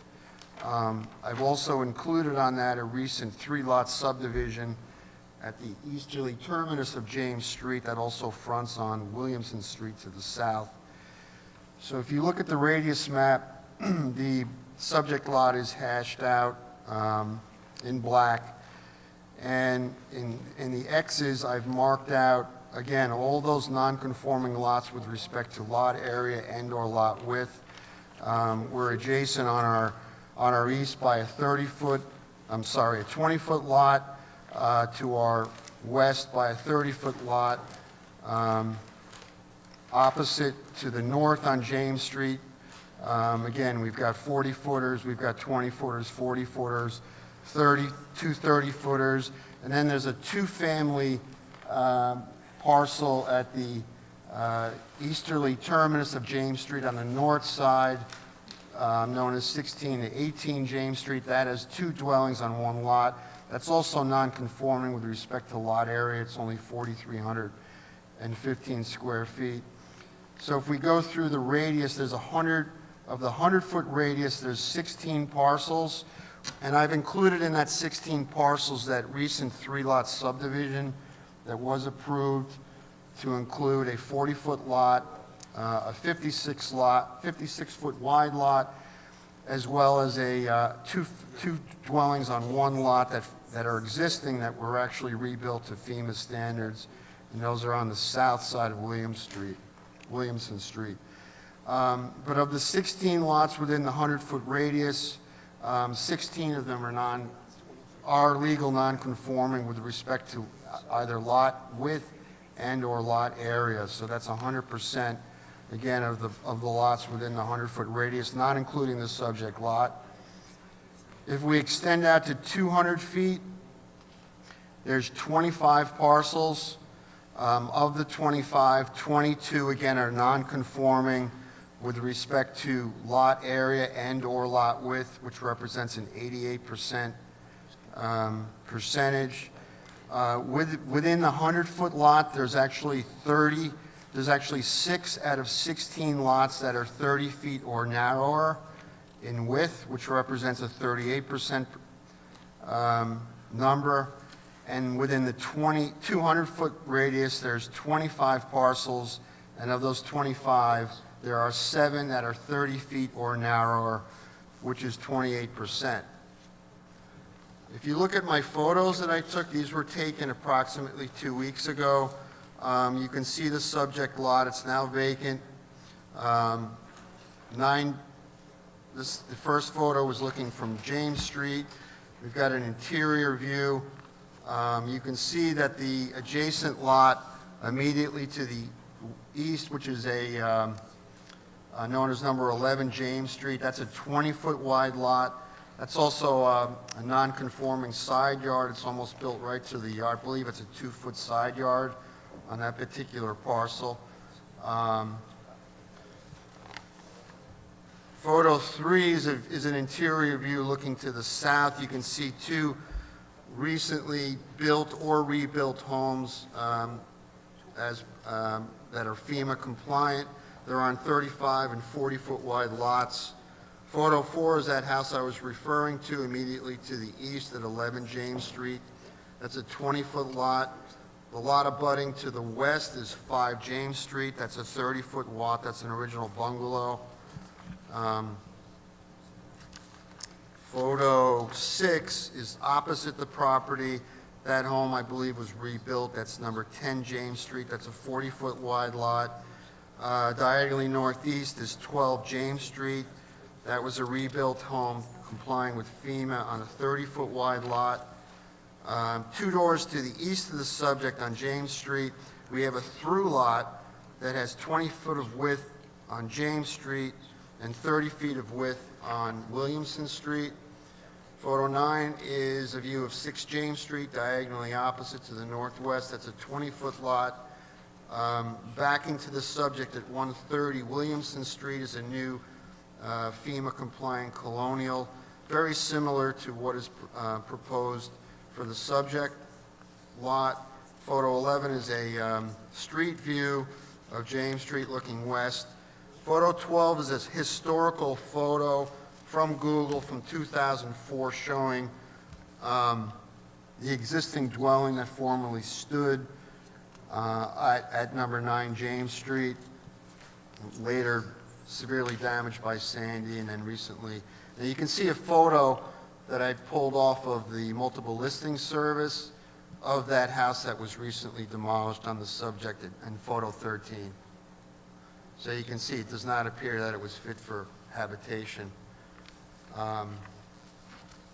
So the variances we're seeking today, again, we're looking for lot area, technically lot area and lot width, but again, it's a pre-existing non-conforming lot that's been there for since prior to 1930.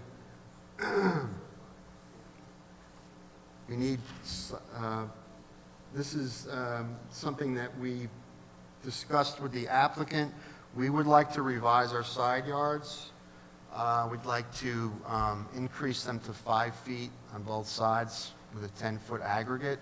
And I'd like it if you could hear the rest of the application, and then we would have to come back, obviously. But we would like to revise the side yards to at least conform to 5 feet, and then for a 10-foot aggregate. So we'd need a variance for the aggregate, but we'd conform to the 5-foot side yard. So right now, you have multiple variances that are being requested relating to this. Yes. One of them is side yard, one is side yard aggregate. Correct. You're suggesting that you want to eliminate your need for a side yard variance? Yes, we would increase the side yard to 5 feet, but we would require an aggregate of 10 feet. The 5 feet would be on both sides. In my experience, you could withdraw your side yard aggregate request under this case. No side yard. Side yard, I'm sorry. You could withdraw that. But he's talking about changing the plans. The house plans and everything. Yeah, because the percentage, the lot coverage will also likely go down too, so that'll be less of a variance as well. But you're not going to change the house plans, just to Setback, yeah, I mean, we have the architect here. We could slide over the house if we remain with a 5 foot on one side and slide the whole house over without any change to the plan. Or like Mr. Lynch is saying, we could reduce it to 5 and then have an aggregate of 10. easiest way to move the application along would be to slide the house. If you want to confirm with your client, before you put that on the record and offer that, you certainly are welcome to do that. Okay. Mike? Whatever the board would feel is, we want to work with the board. Yeah, I respect that. In my opinion, as a board member, that the application is a good application. In order to facilitate movement of it, you simply slide the house over, modify those yards, Only the site plan's changing in that sense. That's it. and we can have a roll on it today. In the very near future. You don't have to come back. Okay. That's without changing the lot coverage or anything else. So, it's your call, Mr. Lynch, and your client. Mr. Lemon, you'd like to move forward with the next? 5 and 5. Yeah. With the 10-yard aggregate, 10-foot aggregate. Or he could just propose this in different side yards, and we will just make our decision if he doesn't need the side yard, we'll just not grant it. Yes. So we're removing the side yard and aggregate. Yes. Not the No, aggregate. not the The aggregate. aggregate's The still there. aggregate stays, just the side yard. So you're just putting forward an alternate proposal to the board, that rather than the current side yards that were requested, that you would be amenable to changing them to 5 and 5. Yes. And we'll determine what you would need. Okay? Correct. I think. Yes, yes. What the board can do then would be to dismiss that side. Thank you. Okay. So what's proposed, we do need a front yard, which is interesting on the front yard, because I believe, because of the nature of some of the lots in the immediate section to determine the average setback, it's skewed it to 23 and a half, but in reality, because there's a through lot that has a garage that's technically on the house, 2 lots to the The garage faces James Street. garage faces James and it's set back quite a ways, it's a through lot. So that skewed the average setback, but in reality, the 6'7" request is in keeping with generally with homes up and down James Street. The lot coverage, again, that might come down, depending on how the side yards work on this. No, we'd slide it over. Okay. And then, I got we're conforming with our ridge height. We need a rear yard again, which, the ridge height is 29 feet 4 inches. We're allowed 30 feet. And you're asking for a 2-story house. Yes. How does that come about? It's because of the FEMA, what is it, an 11-foot? It's 11 freeboard. Yeah, so, And you're proposing 13, I think 13.06 on the. Yeah, so measured from the freeboard, it's 29'4". Not a significant height, but because of the FEMA compliant, your first floor is going to be Mechanical. You want 2 That's correct. levels, you want 2 levels plus an attic above the unusable first. yeah, the basement or the lower area will contain a 1-car garage, which is important. We're providing for a 1-car garage for off-street parking. Otherwise, again, the lower area will be unfinished. And then it'll be an 8-room colonial, which is consistent with the other recently constructed or rebuilt homes in the immediate section of East Rockaway. You can see some of those examples in my panel of photographs. The home will have an estimated value of approximately $800,000 to $850,000, which is only going to help to raise the median property values in the area, which, based on my research over the past 3 years, the median sale price in this section of East Rockaway was approximately $500,000. So certainly not going to harm property values where the lot and proposed homes are consistent with the pattern of development in the area. And I request that the application be approved. That's our case. Yes, they, right now, well, originally they were proposed to be 3 feet on both sides, 6-foot aggregate. We're proposing 5 foot now to be compliant with the side yard. So we'll have 5 feet on one side and 5 feet on the other. Wait, if you, I'm sorry, Mr. Adams. Right. This one would have to change if, Length. yeah, the width of the house would have to be changed. If we did 5 foot on either side as a minimum. Yeah. That's why I indicated that our lot coverage may come down. We'd request less of a lot coverage variance unless the architect wants to extend more into the depth of the lot. But Yeah, I misunderstood earlier. I thought that one side was like 2.5 and one side was like 7.5, and you were just going to, No. when Ms. Pellegrini mentioned shifting. But in fact, you can't change your side yards to 5 and 5 without changing the house. yes. So we'd have to make the house thinner. Or extend it longer where it would request a larger rear yard variance.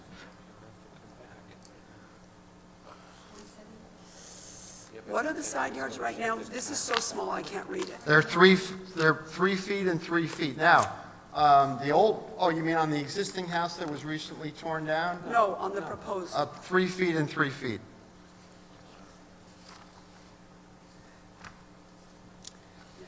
That has to be fire rated and everything. Yes, if it's less than 5 feet. If it's less than 5 feet, it has to be fire rated.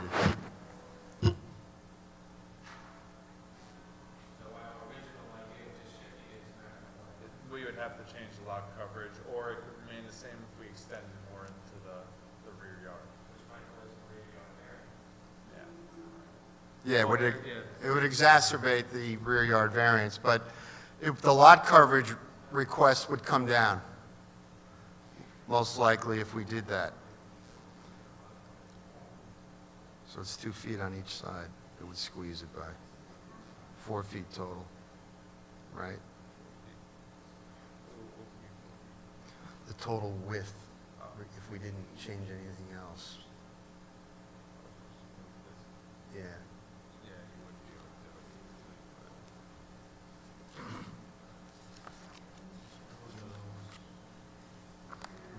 He's going over.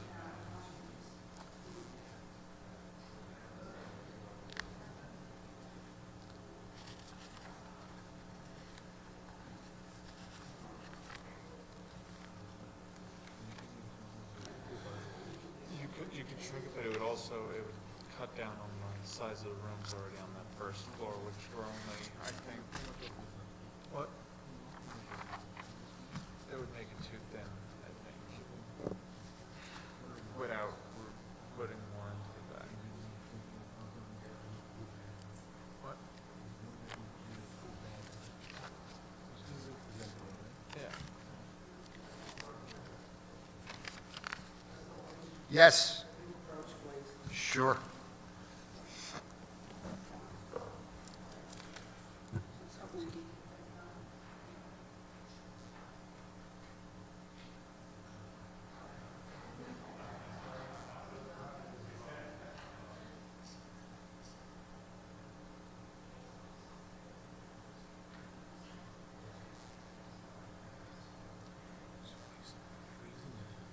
What?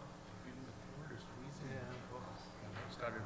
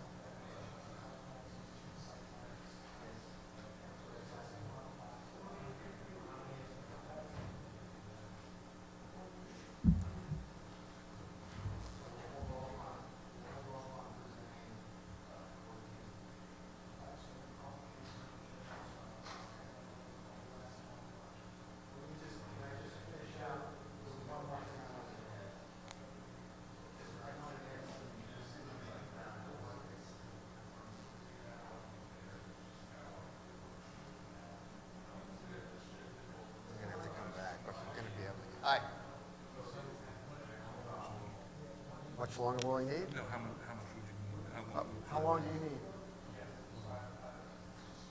Ask the, where's the architect, however long he can get that. Justin? How much time do you need? Okay.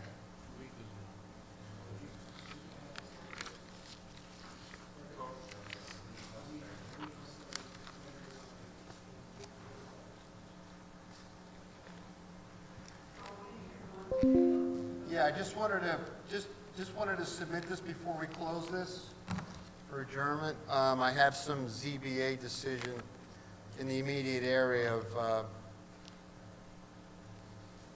new construction. There's 5 decisions there. I wanted to hand those in. We're only gonna do 8. The other one, because it's the same situation with respect. Hopefully they can, the 10th Avenue one, they'll be able to.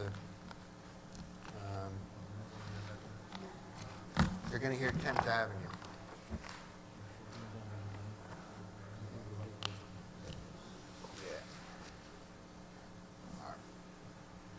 All right.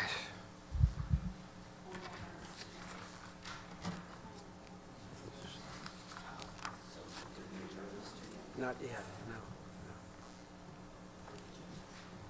What would you Okay. like to add anything else, Mr. Lynch? I think we're good for James, for number 9 James Street.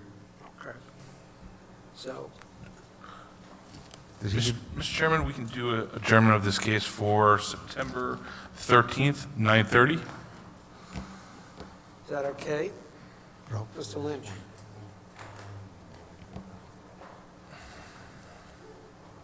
I won't have the pleasure of my company. I don't know, that's Yeah. the nearest date they have. Is that okay? Pardon, is that date works? Sep- Soonest date, Yeah, yeah. What was that, the 26th? no, 13th. 13th. 13th, okay. 9:30 calendar? Yes. Shrink 3 to 2. All right. Patrick, you want to call the next case? Next, we have case 30823 near East Rockaway, PST Fine Homes LLC. Variances, lot area, front width from an on-street line to front setback line, lot area occupied, side yards aggregate, construct 3-story dwelling with garage, formerly known as 14 James Street. Gentlemen, I have you sworn in from before, just your name and address for the record. Yeah, it's Michael Lynch again, 15 Dewey Street, Huntington, New York. So, Mr. Chairman, this one we're going to adjourn, again, to revise the side yards of 5 feet on both sides. And would you like to make a motion at this time to incorporate your testimony on this case in that application? It's up to you. Oh, you mean from the prior application? Yes. Yes. Okay, granted.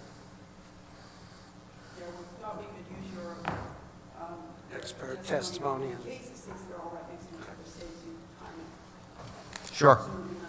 Thank you. Next case.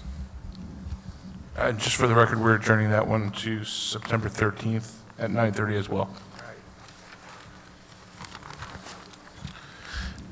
Next, we have case 30923 near East Rockaway, MSJ Homes LLC.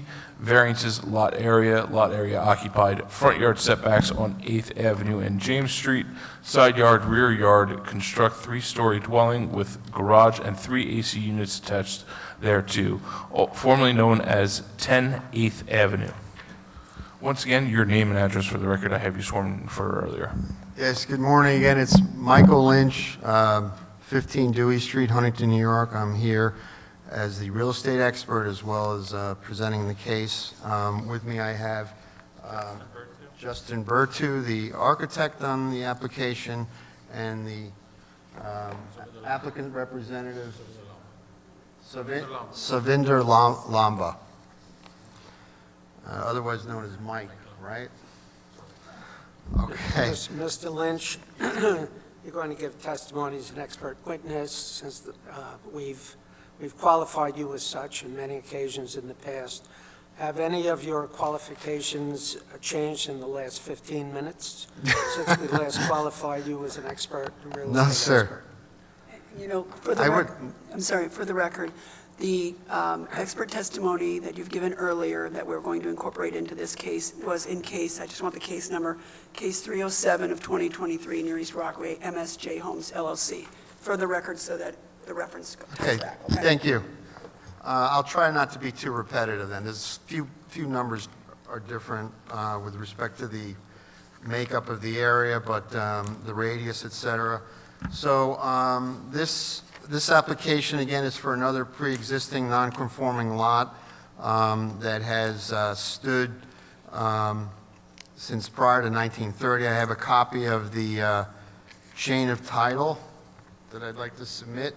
We'll take that in evidence. I also have the Nassau County assessment card that shows the original house details, footprint, et cetera.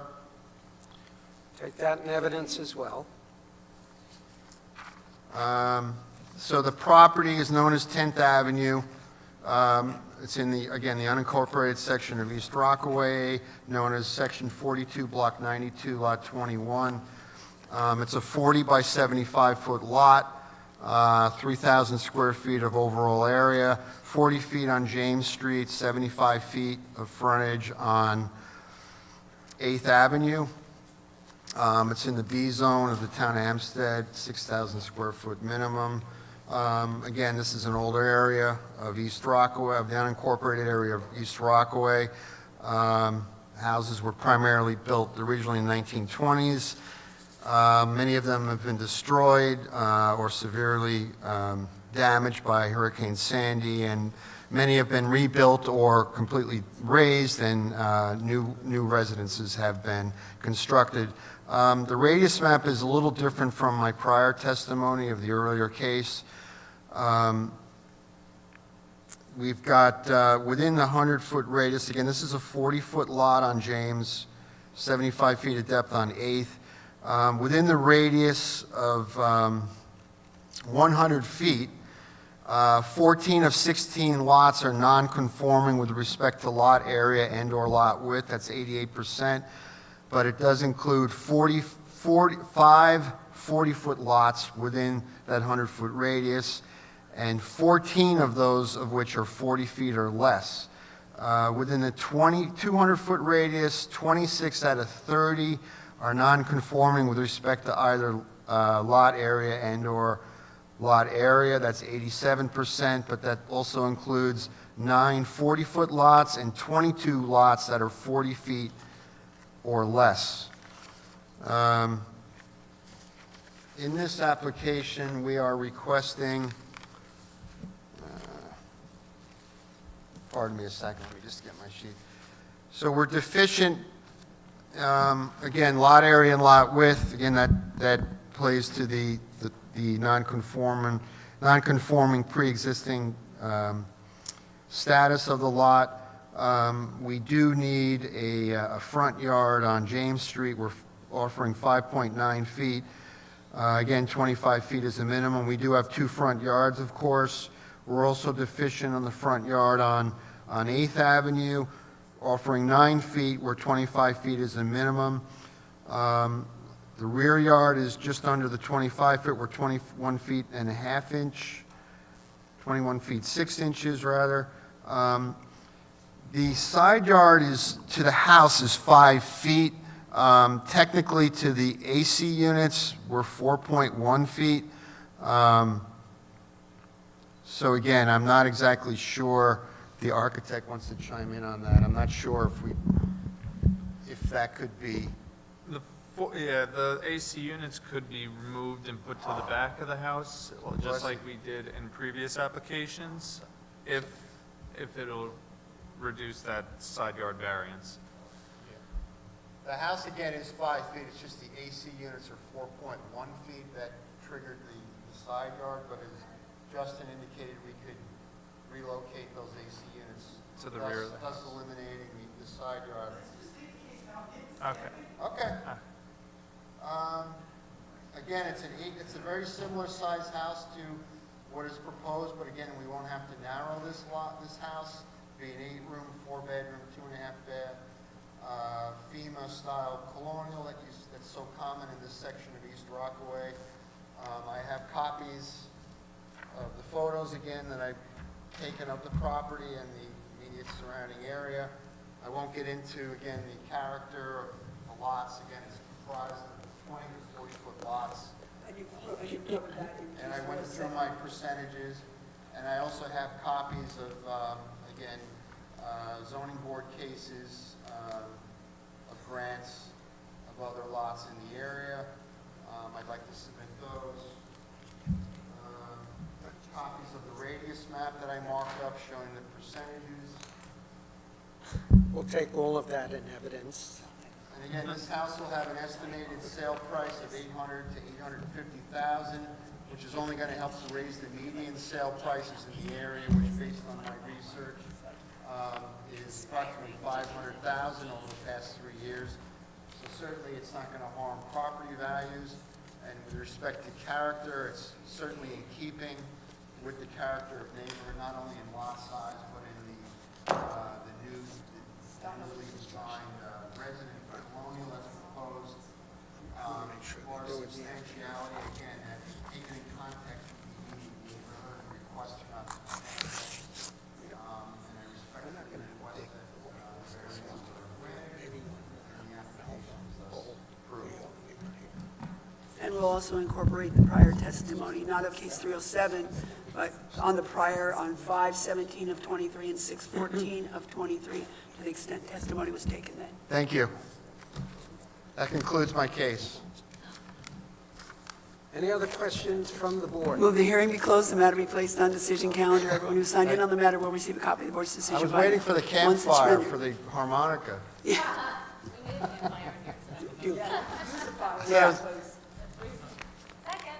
All in favor? Any opposed, any abstentions? Thank you. We'll see you September. Sounds like the title of a song, you'd better practice. We'll ask you to hum a few bars.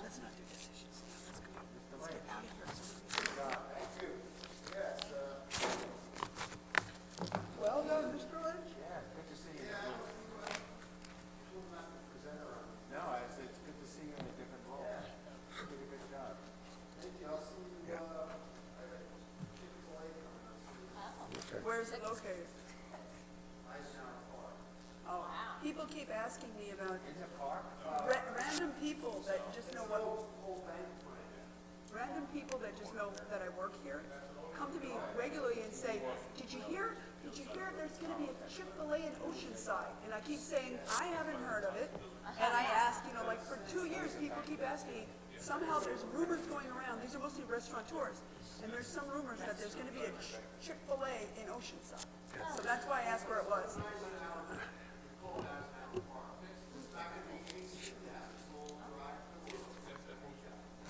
Okay. It's not that far from the other one, though, is it? It's all right. We can no longer have any discussion on that because it would be deemed to be in violation of the open meetings law. Ex parte. All right, we're going to do decisions just for the calendar, not for the reserved decisions this morning, all right? Can we just get through this, please? All right? Let's go. Case 466 of 2023, Elmont Jill Javier. Do I have any questions or comments from the board? If not, do I have a motion? I move case 466 of 23 Elmont Jill Javier at 1441 Rosser Avenue be approved as requested. Second, all in favor? Aye. Any opposed, any abstentions? Next case, 467 of 2023, Garden City South, Philip Land. Do I have any questions or comments from the board? If not, do I have a motion? Mr. Chairman, I would move that case 467 of 2023 in Garden City, Philip Land, as you previously described it, possessing property at 253 Whitehall Road, be approved as requested. Second, Second. all in favor? Aye. Any opposed, any abstentions? Next case, 468 of Baldwin, 2023 Baldwin. I would like to inspect that piece of property myself, so I'm going to hold it. And can you make a note on that one, Mr. Vogel, that when we do decide that case, we have to be a little bit specific about the fact that we are approving only a gazebo, not this proposed kitchen, but note that it is on the plan, so it's a little bit of a weird thing. It could, if not articulated, come across as we were approving the kitchen too. Case 469 of 2023, Merrick, Donna Hess and Kevin Carr. Do I have any comments or questions from the board? If not, do I have a motion? I move that case 469 of 2023, Donna Hess and Kevin Carr, at 1113 South Drive in Merritt be granted as requested. Second? Second. All in favor? Aye. Any opposed, any abstentions? Next case, 470 of 2023, Point Lookout, Greg Grogan. Do I have any comments or questions from the board? If not, do I have a motion? I move case 470 of 2023, property location 72 Mineola Avenue, Point Lookout, be granted as requested. Second? Second. All in favor? Aye. Any opposed, any abstentions? Next case is 471 and 472 of 2023, Belmore, Helene and Gavin Power. They are adjourned to September 23rd at 9:30 a.m. Next case, 473 of 2023, Merrick, Charles Fazio. Do I have any comments or questions from the board? If not, do I have a motion? I move case 473 of 23 in Merrick. Charles Fazio, located at 1847 Old Mill Road, be approved as requested. Second. All in favor? Aye. Any opposed, any abstentions? Next case, 474 in Uniondale. Hosmana Jean-Pierre Judy and Jean Rosbert, Jean-Pierre and Matcha Jean-Pierre. That's the way to say it. Okay. Any comments or questions from the board? If not, do I have a motion? I'll move that case 474 of 2023, as you previously described it, Mr. Chairman, affecting the property at 754 Goodrich Street, be approved as requested, usual mother-daughter. Do I have a second? Second. All in favor? Aye. Any opposed, any abstentions? Cases 475 to 476 of 2023, Pedro A. Plaza and Susan M. Plaza has been adjourned to August 23rd at 9:30 a.m. Okay. Next case in Woodmere, 477 to 479. I can't think of how many comments we're going to have on this one. Well, we definitely need, the paperwork seems inaccurate. There's so much going on there. I think we need to send the building department out because of the information that was provided to us during the hearing, to check what is there, where it is, et cetera. I'm not sure whether we should even, I mean, there are multiple things on here that I would vote to deny as it is. So I don't know if we hold it on reserve. I have concerns about the safety of the hedge. I have concerns about the safety of the hot tub situation. Mrs. D'Amato, with all due respect, it's not the function of the building department to go out there. They're not equipped to make measurements like that. It's up to the architect. Oh, I mean, the building department's got to look at, for example, the shower, that there's lady there illegally. I mean, just, The architect said that that was added after he was there. This all falls back on the architect. He has to re-review the whole plan, the whole site, and submit accurate plans and not estimates. He kind of got beat up a little bit, which is his own doing. This case is completely inaccurate for the board, in my opinion, to consider, and I would make a motion that the case be dismissed. Do we have a second on that motion? Can I just say I have one concern? Okay, you may. We have to have the building, I'm concerned about the safety of this hot tub situation. So whatever we do, I'm fine with dismissing it, but I think there's something else we need to do here. I understand. That's what I said. That allows. But I think we need to send them. So it'll be dismissed, that's motion on the table, Right. it's been seconded and approved. And Not you'll yet. put, It's been seconded. Seconded, I'm Hasn't been sorry. approved. Go ahead.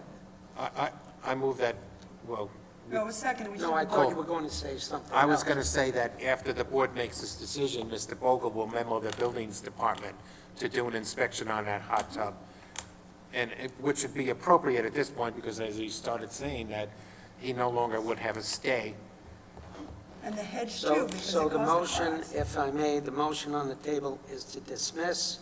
Do we have a second? Second. All in favor? Aye. Any opposed, any The abstentions? hedge too, Mr. Vogel. Right.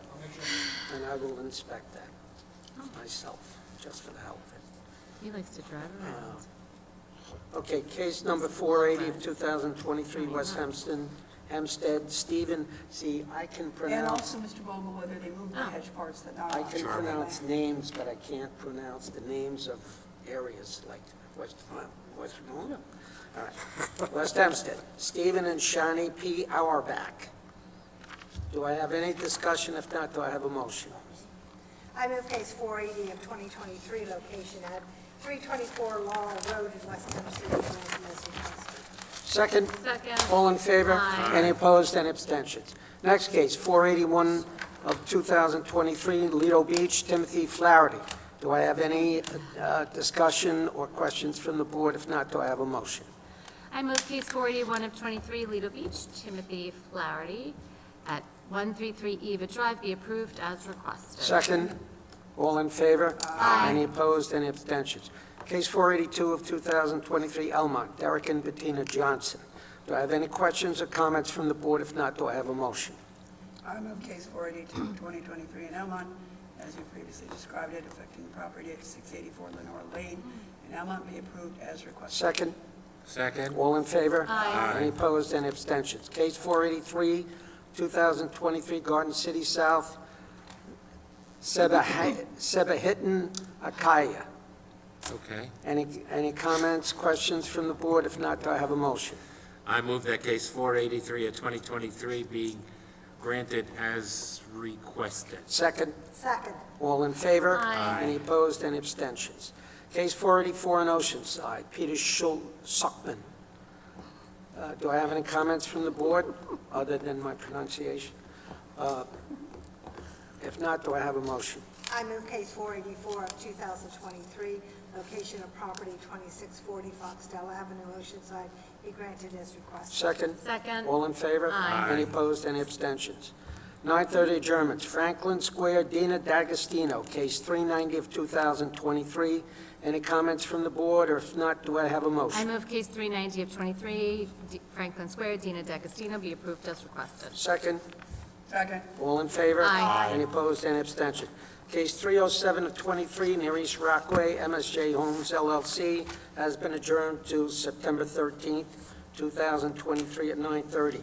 Case 308 of 2023, Near East Rockaway, PST Fine Homes LLC, has also been adjourned to September 13th, 2023 at 9:30.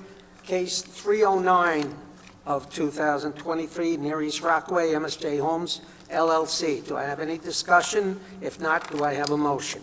Mr. Chairman, I move that case 309 of 2023, as you described it, 10 8th Avenue, near East Rockaway, be approved as requested. All Second. Usual new home conditions and subdivision conditions. Second?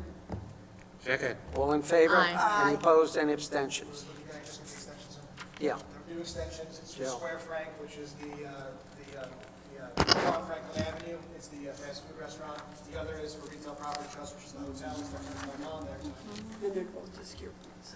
They're both going through site plan review. How much do they want?